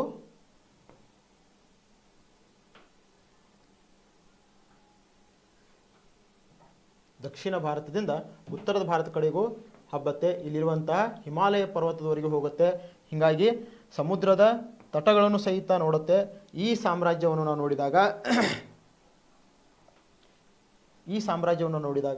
ಸಂಪೂರ್ಣವಾಗಿ ಎಲ್ಲ ಭೂಭಾಗದಲ್ಲಿ ಹರಡುತ್ತೆ. ಈ ಸಮಯದಲ್ಲಿ ಈತನ ತಾಯಿಯಾಗಿರುವಂತಹ ಗೌತಮಿ ಬಾಲಶ್ರೀಯು ನಾಸಿಕ್ನಲ್ಲಿ ಒಂದು ಶಾಸನವನ್ನು ಹೊರಡಿಸ್ತಾಳೆ. ಇವತ್ತಿನ ಮಹಾರಾಷ್ಟ್ರದ ನಾಸಿಕ್ ಪ್ರಾಂತ್ಯದಲ್ಲಿ ಒಂದು ಶಾಸನವನ್ನು ಹೊರಡಿಸ್ತಾಳೆ. ಆ ಶಾಸನದಲ್ಲಿ ಗೌತಮಿ ಪುತ್ರನ ಸಂಪೂರ್ಣ ಸಾಮ್ರಾಜ್ಯದ ವರ್ಣನೆಯನ್ನು ಮಾಡ್ತಾಳೆ. ಗೌತಮಿ ಪುತ್ರನಿಗಿರುವಂತಹ ಬಿರುದನ್ನು ಸಹಿತ ವರ್ಣನೆ ಮಾಡ್ತಾಳೆ. ತ್ರೈ ಸಮುದ್ರ ತೋಯ ಪೀತವಾಹಕ. ಈ ಅನೇಕ ಬಾರಿ ಪ್ರಶ್ನೆ ಕೇಳಿದ್ದಾರೆ ಇದರಲ್ಲಿ ಎಕ್ಸಾಮ್ನಲ್ಲಿ. ಸ್ವಲ್ಪ ಇದನ್ನು ನೀವು ಗಮನ ಹರಿಸಬೇಕು. ಗೌತಮಿ ಪುತ್ರ ಶಾತಕರ್ಣಿಗೆ ಇರುವಂಥ ಬಿರುದ ಬಗ್ಗೆ ನೀವು ತಿಳ್ಕೋಬೇಕು ಅಷ್ಟೇ. ಅದರಂತೆ ಭಾರತದ ಅನೇಕ ಭೂಭಾಗದಲ್ಲಿ ಈ ಸಾಮ್ರಾಜ್ಯ ವಿಸ್ತರಣೆ ಆಗುತ್ತೆ. ಈ ಸಾಮ್ರಾಜ್ಯವನ್ನು ಪುಲುಮಾಯಿಯವರು ಆಳ್ವಿಕೆ ಮಾಡ್ತಾರೆ. ಈ ಸಾಮ್ರಾಜ್ಯವನ್ನು ಇವತ್ತಿನ ನಂತರ ಅನೇಕ ರಾಜರು ಆಳ್ವಿಕೆ ಮಾಡ್ತಾರೆ. ಇವರು ಆಳ್ವಿಕೆಯ ನಂತರ ಈ ಸಾಮ್ರಾಜ್ಯವು ದಕ್ಷಿಣ ಭಾರತದಲ್ಲಿ ಮುಂದೆ ತನ್ನದೇ ಆದಂಥ ಪ್ರಾಬಲ್ಯವನ್ನು ಹೊಂದಿರುವಂಥ ಪ್ರಾಬಲ್ಯತೆಯನ್ನು ಕಡಿಮೆ ಆಗ್ತಾ ಹೋಗುತ್ತೆ. ಈ ಸಂಪೂರ್ಣ ಈ ಸಾಮ್ರಾಜ್ಯದ ಬಗ್ಗೆ ನಾನು ಸ್ವಲ್ಪ ಹೇಳಿದ್ದೀನಿ, ನಿಮಗೆ ಅಷ್ಟೊಂದು ಡೀಟೇಲ್ಸ್ ಆಗಿ ಹೇಳಿಲ್ಲ. ಅಷ್ಟೊಂದು ಡೀಟೇಲ್ಸ್ ಆಗಿ ಹೇಳಿಲ್ಲ. ಈ ಏನಿದೆಯಲ್ಲ ಪ್ರಾಚೀನ ಭಾರತದ ಇತಿಹಾಸದಲ್ಲಿ ಉಪನ್ಯಾಸಕರು ಈ ಸಾಮ್ರಾಜ್ಯದ ಸಂಪೂರ್ಣವಾದ ಇತಿಹಾಸವನ್ನು ನಿಮಗೆ ಒಂದೊಂದಾಗಿ ಹೇಳ್ತಾರೆ. ನಾನು ಕರ್ನಾಟಕ ಇತಿಹಾಸವನ್ನು ಹೇಳುವುದಕ್ಕಾಗಿ ಕರ್ನಾಟಕ ಇತಿಹಾಸಕ್ಕೆ ಸಂಬಂಧಪಟ್ಟಂತಹ ಕೆಲವೊಂದಿಷ್ಟು ವಿಚಾರಗಳೊಂದಿಗೆ ಈ ಸಾಮ್ರಾಜ್ಯದ ಬಗ್ಗೆ ಸ್ವಲ್ಪ ನಿಮಗೆ ಅಲ್ಪ ಮಾಹಿತಿಯನ್ನು ಕೊಟ್ಟಿದ್ದೀನಿ. ಈ ಕರ್ನಾಟಕ ಭೂಭಾಗವನ್ನು ಆಳ್ವಿಕೆ ಮಾಡ್ತಾರಲ್ಲ ಆ ಸಾಮ್ರಾಜ್ಯಗಳ ಬಗ್ಗೆ ನಾನು ಡೀಟೇಲ್ಸ್ ಆಗಿ ನಿಮಗೆ ಹೇಳ್ತೀನಿ. ಅದೇ ರೀತಿ ಶಾತಕರ್ಣಿಯ ನಂತರ ಪುಲಮಾಯಿ ಆಳ್ವಿಕೆಗೆ ಬರ್ತಾನೆ. ಇವರ ಕಾಲದಲ್ಲಿ ನವನಗರಗಳನ್ನು ನಿರ್ಮಾಣ ಮಾಡ್ತಾನೆ. ನವನಗರ ಎಂಬ ನಗರವನ್ನು ನಿರ್ಮಾಣ ಮಾಡ್ತಾನೆ ಆತ. ನವನಗರ ಸ್ವಾಮಿ ಅಂಥೇಳಿ ಅವನಿಗೆ ಹೆಸರು ಕೊಡ್ತಾರೆ. ಇದೇ ರೀತಿ ಅನೇಕರು ಆಳ್ವಿಕೆ ಮಾಡ್ತಾರೆ. ಆಳ್ವಿಕೆ ಮಾಡಿದ ತಕ್ಷಣ ಈ ಮುಂದೆ ಪ್ರಾಬಲ್ಯತೆಯನ್ನು ಕಡಿಮೆ ಮಾಡಿಕೊಳ್ಳುತ್ತೆ. ಅದೇ ರೀತಿ ದಕ್ಷಿಣ ಭಾರತದಲ್ಲಿ ಪಲ್ಲವರು, ಪಾಂಡ್ಯರು, ಚೇಳರು ಈ ರೀತಿ ನಮ್ಮ ಕರ್ನಾಟಕದ ಭೂಭಾಗದಲ್ಲಿಯೂ ಸಹಿತ ಕದಂಬರು ಎಂಬ ಸಾಮ್ರಾಜ್ಯ ಹುಟ್ಟಿಕೊಳ್ಳುತ್ತೆ. ಈ ರೀತಿ ಅನೇಕ ಸಾಮ್ರಾಜ್ಯಗಳು ಹುಟ್ಟಿಕೊಳ್ಳುತ್ತೆ. ಅನೇಕ ಸಾಮ್ರಾಜ್ಯಗಳು ಪ್ರಬಲತೆಯನ್ನು ಪಡೆಯಲು ಪ್ರಾರಂಭವಾದವು. ಅದೇ ರೀತಿ ಈ ಸಾಮ್ರಾಜ್ಯವನ್ನು ಸಾಮಾಜಿಕವಾಗಿ ಅಂದರೆ ಇವರಲ್ಲಿರುವಂಥ ಸಾಮಾಜಿಕ ವಿಚಾರಧಾರೆಗಳು ನೋಡಿದಾಗ ಹೆಣ್ಣು ಮಕ್ಕಳಿಗೆ ತನ್ನದೇ ಆದಂಥ ಸ್ಥಾನಮಾನವನ್ನು ಕೊಟ್ಟಿದ್ದರು. ಹೆಣ್ಣು ಮಕ್ಕಳು ಆಡಳಿತ ವ್ಯವಸ್ಥೆಯಲ್ಲಿ ಬರಬಹುದು ಎನ್ನುವುದು ಹಾಕಿದ್ರು. ಅದೇ ರೀತಿ ಇವರು ಪಂಗಡಗಳನ್ನು ಮಾಡಿದರು. ಅಂದರೆ ವೃತ್ತಿಗನುಗುಣವಾಗಿ ಅವರು ಜಾತಿ ವ್ಯವಸ್ಥೆಯನ್ನು ಮಾಡಿದರು. ಈ ವೃತ್ತಿಗನುಗುಣವಾಗಿ ಮಾಡಿದ್ದಕ್ಕಾಗಿ ಇವರು ಏನು ಮಾಡಿದರು, ಯಾವ ವೃತ್ತಿಯನ್ನು ಹೊಂದಿರ್ತಾರಲ್ಲ ಆ ವೃತ್ತಿಗನುಸಾರವಾಗಿ ಅಲ್ಲಿ ಒಂದು ಇಲಾಖೆಗಳನ್ನು ನಿರ್ಮಾಣ ಮಾಡಿ ಆ ವೃತ್ತಿಗೆ ಅನುಗುಣವಾಗಿ ಅವರು ಸಂಘಟನೆಗಳನ್ನು ನಿರ್ಮಾಣ ಮಾಡಿದರು. ಆ ಸಂಘಟನೆಗಳಲ್ಲಿ ನಾವು ಇವತ್ತು ಯಾವ ರೀತಿ ಕೋಆಪರೇಟಿವ್ ಬ್ಯಾಂಕ್ಗಳನ್ನ ಇಟ್ಟಿದ್ದೀವಲ್ಲ ಆ ರೀತಿ ಹಣದ ಅವರವರಲ್ಲಿನ ಕೋಆಪ್ರೇಷನ್ ಇರಬೇಕಂತೇಳಿ ಹಣದ ವ್ಯವಸ್ಥೆಯನ್ನು ಇಟ್ಟಿದ್ರು. ಯಾಕಂದರೆ ಸಮಸ್ಯೆಗಳು ಬಂದಾಗ ಸರ್ಕಾರ ಬ್ಯಾಂಕ್ಗಳನ್ನ ನಿರ್ಮಾಣ ಮಾಡುತ್ತೆ. ಈಗ ಭಾರತ ಸರ್ಕಾರ ಅಂತ ನೋಡಿದಾಗ ಭಾರತ ಸರ್ಕಾರವು ನ್ಯಾಷನಲೈಸ್ ಬ್ಯಾಂಕ್ಗಳನ್ನ ನಿರ್ಮಾಣ ಮಾಡಿದೆ. ಅದೇ ರೀತಿ ಅನೇಕ ಪ್ರೈವೇಟ್ ಬ್ಯಾಂಕ್ಗಳಿಗೂ ಪರ್ಮಿಷನ್ ಕೊಟ್ಟಿದೆ. ಈ ಎಲ್ಲ ವ್ಯವಸ್ಥೆಗಳು ಸೇರಿ RBI ಅಂಡರ್ದಲ್ಲಿ ಎಲ್ಲರೂ ಹಣದ ಟ್ರಾನ್ಸಾಕ್ಷನ್ ಮಾಡ್ತಾರೆ, ಜನರಿಗೆ ಅನುಕೂಲವನ್ನು ಮಾಡಿಕೊಡ್ತಾರೆ. ಈ ರೀತಿ ಇವ್ರು ಏನು ಮಾಡಿದ್ರು ಅಂದರೆ ಸಂಘ ಸಂಸ್ಥೆಗಳು ನಿರ್ಮಾಣ ಮಾಡಿದರು. ಆ ಸಂಘ ಸಂಸ್ಥೆಗಳ ಮುಖಾಂತರ ಎಲ್ಲರೂ ಯಾವುದೇ ಪಂಗಡ ಇರಲಿ, ಯಾವುದೇ ವೃತ್ತಿ ಇರಲಿ, ಆ ವೃತ್ತಿಯವರು ಏನು ಮಾಡಿದರು, ಅವರದೇ ಆದಂಥ ಒಂದು ಸಂಘಟನೆಯನ್ನು ಮಾಡಿಕೊಂಡು ಆ ಸಂಘಟನೆಯು ಒಂದು ಕೋಆಪರೇಟಿವ್ ಬ್ಯಾಂಕ್ಗಳನ್ನು ಮಾಡಿಕೊಂಡು ಅವರವರಲ್ಲಿ ಹಣದ ವ್ಯವಸ್ಥೆಯನ್ನು ಮಾಡ್ಕೊಂಡು ಹೋಗ್ತಿದ್ರು. ಈ ರೀತಿ ಇವರು ಸಾಮಾಜಿಕ ವ್ಯವಸ್ಥೆಯಲ್ಲಿ ವೃತ್ತಿಗನುಗುಣವಾಗಿ ಜಾತಿ ವ್ಯವಸ್ಥೆಯನ್ನು ಜಾರಿಗೆ ತಂದಿದ್ರು. ಅದೇ ರೀತಿ ಇವರ ಕುಲವನ್ನು ನೋಡಿದಾಗ ನಾವು ಶಾತವಾಹನರ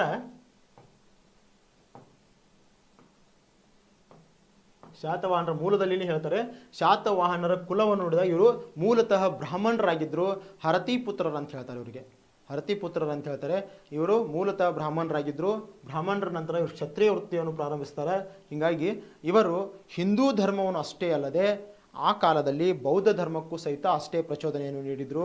ಬೌದ್ಧ ಧರ್ಮದೊಂದಿಗೆ ಜೈನ ಧರ್ಮವನ್ನು ಬೆಳೆಯಲು ಸಹಿತ ಅಷ್ಟೇ ಪ್ರಚೋದನೆಯನ್ನು ನೀಡಿದರು ಅಂತ ನಾವು ಹೇಳ್ತೀವಿ. ಇವರ ಕಾಲದಲ್ಲಿ ನಿರ್ಮಾಣ ಆಗಿರುವಂತಹ ಅನೇಕ ಸ್ತೂಪಗಳು, ಅನೇಕ ಚೈತ್ಯಾಲಯಗಳು ನೋಡ್ತೀವಿ. ಜಗತ್ ಪ್ರಸಿದ್ಧವಾದ ಚೈತ್ಯಾಲಯಗಳನ್ನು ನೋಡ್ತೀವಿ ನಾವು. ಕನ್ಹೇರಿಯಲ್ಲಿ ಬರುವಂಥ ಜಗತ್ ಪ್ರಸಿದ್ಧವಾದ ಚೈತ್ಯಾಲಯಗಳಾಗಿರ್ಬೋದು. ಇವರ ಕಾಲದಲ್ಲಿ ನಾಸಿಕ್ನಲ್ಲಿ ಆಗಲಿ ಅಥವಾ ಅಜಂತ ಎಲ್ಲೋರಾಗಳಲ್ಲಿರುವಂಥ ಗುಹೆಗಳಲ್ಲಿ ಸಹಿತ ಇವರು ಬೌದ್ಧ ಸ್ತೂಪಗಳು, ಬೌದ್ಧ ವಿಹಾರಗಳು, ಅದರೊಂದಿಗೆ ಬೌದ್ಧ ಗುಹಾಲಯಗಳು ಸಹಿತ ನಿರ್ಮಾಣ ಮಾಡಿದ್ದಾರೆ. ಇವರು ಸಾಮಾಜಿಕವಾಗಿ ನೋಡಿದಾಗ ಇವರು ಸ್ತ್ರೀಯರಿಗೆ ಉನ್ನತವಾದ ಸ್ಥಾನಮಾನವನ್ನು ನೀಡಿದರು. ಸಮಾಜ ವ್ಯವಸ್ಥೆಯಲ್ಲಿ ಶ್ರೇಣೀಕೃತ ವ್ಯವಸ್ಥೆಯನ್ನು ಹೊಂದಿದ್ರು. ಅದೇ ರೀತಿ ಆರ್ಥಿಕವಾಗಿ ಇವರನ್ನು ನೋಡಿದಾಗ ನಾನು ಈಗ ಜಸ್ಟ್ ಹೇಳಿದೆ, ಸಂಘಟನೆಗಳನ್ನು ಮಾಡಿಕೊಂಡು ಜಾತಿಗನುಗುಣವಾಗಿರಬಹುದು, ವೃತ್ತಿಗನುಗುಣವಾಗಿ ಸಂಘಟನೆಗಳನ್ನು ಮಾಡಿಕೊಂಡು ಇವರು ಹಣದ ವ್ಯವಸ್ಥೆಯನ್ನು ಮಾಡ್ಕೊತಿದ್ರು. ಶ್ರೇಣೀಕೃತ ವ್ಯವಸ್ಥೆ ಇದ್ದ ಕಾರಣಕ್ಕಾಗಿ ಇವರಲ್ಲಿ ಶೇಟಿ ಎಂಬ ವ್ಯಕ್ತಿ ಇರ್ತಿದ್ದ. ಅಂದರೆ ಶೇಟಿ ಎಂಬವರು ಏನು ಮಾಡ್ತಿದ್ರು, ಸಾಲವನ್ನು ಕೊಡ್ತಿದ್ರು. ಸಾಲದ ರೂಪದಲ್ಲಿ ಹಣವನ್ನು ಕೊಡ್ತಿದ್ರು. ಅದಕ್ಕೆ ತನ್ನದೇ ಆದಂಥ ಬಡ್ಡಿ ರೂಪದಲ್ಲಿ ಅದನ್ನು ವಸೂಲಿ ಮಾಡುತ್ತಿದ್ರು. ಹೀಗಾಗಿ ಶೇಟಿ ಅಂತ ನಾವು ಹೇಳ್ತೀವಿ. ಈ ಶೇಟಿ ಏನು ಮಾಡ್ತಿದ್ದ ಅಂದರೆ ಹಣದ ವ್ಯವಹಾರಗಳನ್ನು ನೋಡ್ಕೋತಿದ್ದ ಅಂತ ಹೇಳ್ತೀವಿ. ಅದೇ ರೀತಿ ಇವರ ಹಣಕಾಸಿನ ವ್ಯವಸ್ಥೆ ಆಗಿರಬಹುದು, ಇವರ ಸಾಮಾಜಿಕ ವ್ಯವಸ್ಥೆಯನ್ನು ನೋಡಿದ್ದೀವಿ. ಮುಂದೆ ಇವರ ರಾಜಕೀಯ ವ್ಯವಸ್ಥೆಯನ್ನು ನೋಡಿದಾಗ ಇವರು ಸಾಮ್ರಾಜ್ಯವನ್ನು ಸಾಮಂತರನ್ನು ಕೊಟ್ಟಿದ್ದರು. ಅಂದರೆ ಸಾಮ್ರಾಜ್ಯವನ್ನು ಪ್ರಾಂತ್ಯಗಳಾಗಿ ವಿಂಗಡಣೆ ಮಾಡಿದರು, ಸಾಮ್ರಾಜ್ಯಗಳನ್ನು ಗ್ರಾಮಗಳಾಗಿ ವಿಂಗಡಣೆ ಮಾಡಿದರು. ಈ ರೀತಿ ಗ್ರಾಮ ವ್ಯವಸ್ಥೆ, ಗ್ರಾಮಗಳಲ್ಲಿ ಪ್ರಾಂತ್ಯ ವ್ಯವಸ್ಥೆಯನ್ನು ಮಾಡಿದರು. ಈ ಪ್ರಾಂತ್ಯಗಳನ್ನು ಯಾವ ರೀತಿ ಹಂಚಿದ್ರು ಅಂದರೆ ಭಾರತ ಸರ್ಕಾರವು ಯಾವ ರೀತಿ ಭಾರತವನ್ನು ರಾಜ್ಯಗಳ ಅಂದರೆ ಭಾರತ ಸರ್ಕಾರ ಭಾರತವನ್ನು ರಾಜ್ಯಗಳ ರೂಪದಲ್ಲಿ ಪ್ರಾಂತ್ಯಾಡಳಿತವನ್ನು ಯಾವ ರೀತಿ ನಡೆಸುತ್ತೆ ಅಲ್ಲ, ಅದೇ ರೀತಿ ಇವರು ಸಹಿತ ಸಾಮ್ರಾಜ್ಯವನ್ನು ಪ್ರಾಂತ್ಯಗಳನ್ನಾಗಿ ವಿಂಗಡಣೆ ಮಾಡಿದರು. ಪ್ರಾಂತ್ಯಗಳನ್ನಾಗಿ ವಿಂಗಡಣೆ ಮಾಡುವುದರ ಮುಖಾಂತರ ಇವರು ತನ್ನ ಸಾಮ್ರಾಜ್ಯದಲ್ಲಿ ರಾಜ ಮನೆತನಕ್ಕೆ ಸೇರಿದವರು ಮತ್ತು ರಾಜಪುತ್ರರನ್ನು ಈ ಪ್ರಾಂತ್ಯಗಳಿಗೆ ಮುಖ್ಯಸ್ಥರನ್ನಾಗಿ ಮಾಡ್ತಿದ್ರು. ಅವರ ಮುಖಾಂತರ ಆ ಪ್ರಾಂತ್ಯದ ಆಡಳಿತ ವ್ಯವಸ್ಥೆ ನಡೆಸ್ಕೊಂಡು ಹೋಗ್ತಿದ್ರು. ಹೀಗಾಗಿ ನಾವು ಇದನ್ನು ನೋಡಿದಾಗ ನಮಗೇನು ಗೊತ್ತಾಗತ್ತಪ್ಪ ಅಂದರೆ, ಇವರ ಕಾಲದಲ್ಲಿ ನಾವು ಯಾವ ರೀತಿ ಜಿಲ್ಲೆಗಳನ್ನು ಮಾಡ್ಕೊಂಡಿವಿ, ರಾಜ್ಯಗಳನ್ನು ಮಾಡ್ಕೊಂಡಿವಿ, ರಾಜ್ಯಗಳಲ್ಲಿ ಜಿಲ್ಲೆಗಳನ್ನು ಮಾಡ್ಕೊಂಡಿವಿ, ಜಿಲ್ಲೆಗಳಲ್ಲಿ ತಾಲೂಕುಗಳನ್ನು ಮಾಡ್ಕೊಂಡಿವಿ, ತಾಲೂಕುಗಳಲ್ಲಿ ನಾವೇನು ಮಾಡ್ಕೊಂಡಿವಿ, ಗ್ರಾಮಗಳನ್ನು ಮಾಡಿವಿ. ಫಸ್ಟ್ ಹೋಬಳಿ ಅಂತ ಹೇಳ್ತೀವಿ, ಹೋಬಳಿಗಳು ಬರ್ತಾವೆ, ನಂತರ ಗ್ರಾಮಗಳು ಬರ್ತಾವೆ. ಈ ರೀತಿ ಅದಕ್ಕೆಲ್ಲ ನಾವು ಪಂಚಾಯತ್ ವ್ಯವಸ್ಥೆಯನ್ನು ಇಟ್ಕೊಂಡಿವಿ. ಅಂದರೆ ಗ್ರಾಮ ಮಟ್ಟದಲ್ಲಿ ಗ್ರಾಮ ಪಂಚಾಯತ್, ತಾಲೂಕಾ ಮಟ್ಟದಲ್ಲಿ ತಾಲೂಕಾ ಪಂಚಾಯತ್, ಜಿಲ್ಲೆ ಮಟ್ಟದಲ್ಲಿ ಜಿಲ್ಲಾ ಪಂಚಾಯತ್ ಅಂತ ಮಾಡ್ಕೊಂಡಿವಿ. ಅದೇ ರೀತಿ ಜಿಲ್ಲೆಗೆ ಒಬ್ಬ ಜಿಲ್ಲಾಧಿಕಾರಿ ಅಂತಿರ್ತಾರೆ. ಅದೇ ರೀತಿ ರಾಜ್ಯಗಳಿಗೆ ರಾಜ್ಯ ಸರ್ಕಾರಗಳಂತ ಮಾಡ್ಕೊಂಡಿವಿ. ರಾಜ್ಯ ಸರ್ಕಾರದ ಮುಖ್ಯಸ್ಥರಾಗಿ ರಾಜ್ಯಪಾಲರನ್ನು ಇಡ್ತೀವಿ. ರಾಜ್ಯ ಸರ್ಕಾರದ ಮುಖ್ಯಸ್ಥರಾಗಿ ರಾಜ್ಯಪಾಲರಿದ್ದರೆ ಅವರ ಕೈ ಕೆಳಗೆ ರಾಜ್ಯಪಾಲರ ಸರ್ಕಾರದ ಮುಖ್ಯಸ್ಥರಿದ್ದಾಗ ಇದೇ ರೀತಿ ಸರ್ಕಾರದ ಮುಖ್ಯಸ್ಥರಾಗಿ ಮುಖ್ಯಮಂತ್ರಿ ಇಟ್ಕೊಂಡಿವಿ, ಮುಖ್ಯಮಂತ್ರಿಗೆ ಮಂತ್ರಿಮಂಡಲ ಇಟ್ಕೊಂಡಿವಿ. ಇವರು ಸಹಿತ ಏನು ಮಾಡಿದರೆ, ಪ್ರಾಂತ್ಯಗಳನ್ನಂತ ಏನು ಡಿವೈಡ್ ಮಾಡಿದ್ರಲ್ಲ, ಸೇಮ್ ಮೂಮೆಂಟ್ ಇಟ್ಟಿದ್ರು. ಗ್ರಾಮಗಳಲ್ಲಿ ಗೌಂಡ್ ಅಂತ ಇರ್ತಿದ್ರು, ಗ್ರಾಮಿಕ ಅಂತ ಇರ್ತಿದ್ರು, ಗ್ರಾಮದ ಮುಖ್ಯಸ್ಥರು ಇರ್ತಿದ್ರು. ಅದೇ ರೀತಿ ಪ್ರಾಂತ್ಯಗಳು ಸಹಿತ ಮುಖ್ಯಸ್ಥರು ಇಟ್ಟಿದ್ರು. ಪ್ರಾಂತ್ಯಗಳನ್ನು ವಿಭಾಗಗಳಾಗಿ ವಿಂಗಡಣೆ ಮಾಡಿದ್ರು. ಆ ವಿಭಾಗಗಳಲ್ಲಿಯೂ ಸಹಿತ ಮುಖ್ಯಸ್ಥರನ್ನು ಇಟ್ಟಿದ್ರು. ಆ ವಿಭಾಗದ ಸಂಪೂರ್ಣವಾದ ಏಕೀಕೃತವಾದ ರಾಜ್ಯದ ವ್ಯವಸ್ಥೆಯನ್ನು ಮಾಡ್ತಿದ್ರು. ಆ ರಾಜ್ಯಕ್ಕೆ ರಾಜನೇ ಮುಖ್ಯ ಇರ್ತಿದ್ದ.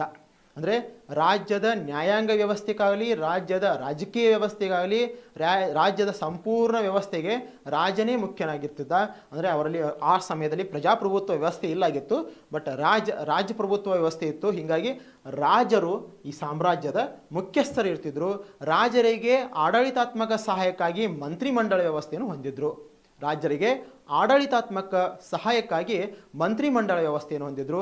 ಆ ಮಂತ್ರಿಮಂಡಲ, ಇವತ್ತಿನ ಮಂತ್ರಿಮಂಡಲವನ್ನು ಕಂಪೇರ್ ಮಾಡಿದಾಗ ಸೇಮ್ ಅದೇ ಸಿಚುವೇಶನಲ್ಲಿ ಇಟ್ಟಿದ್ರು.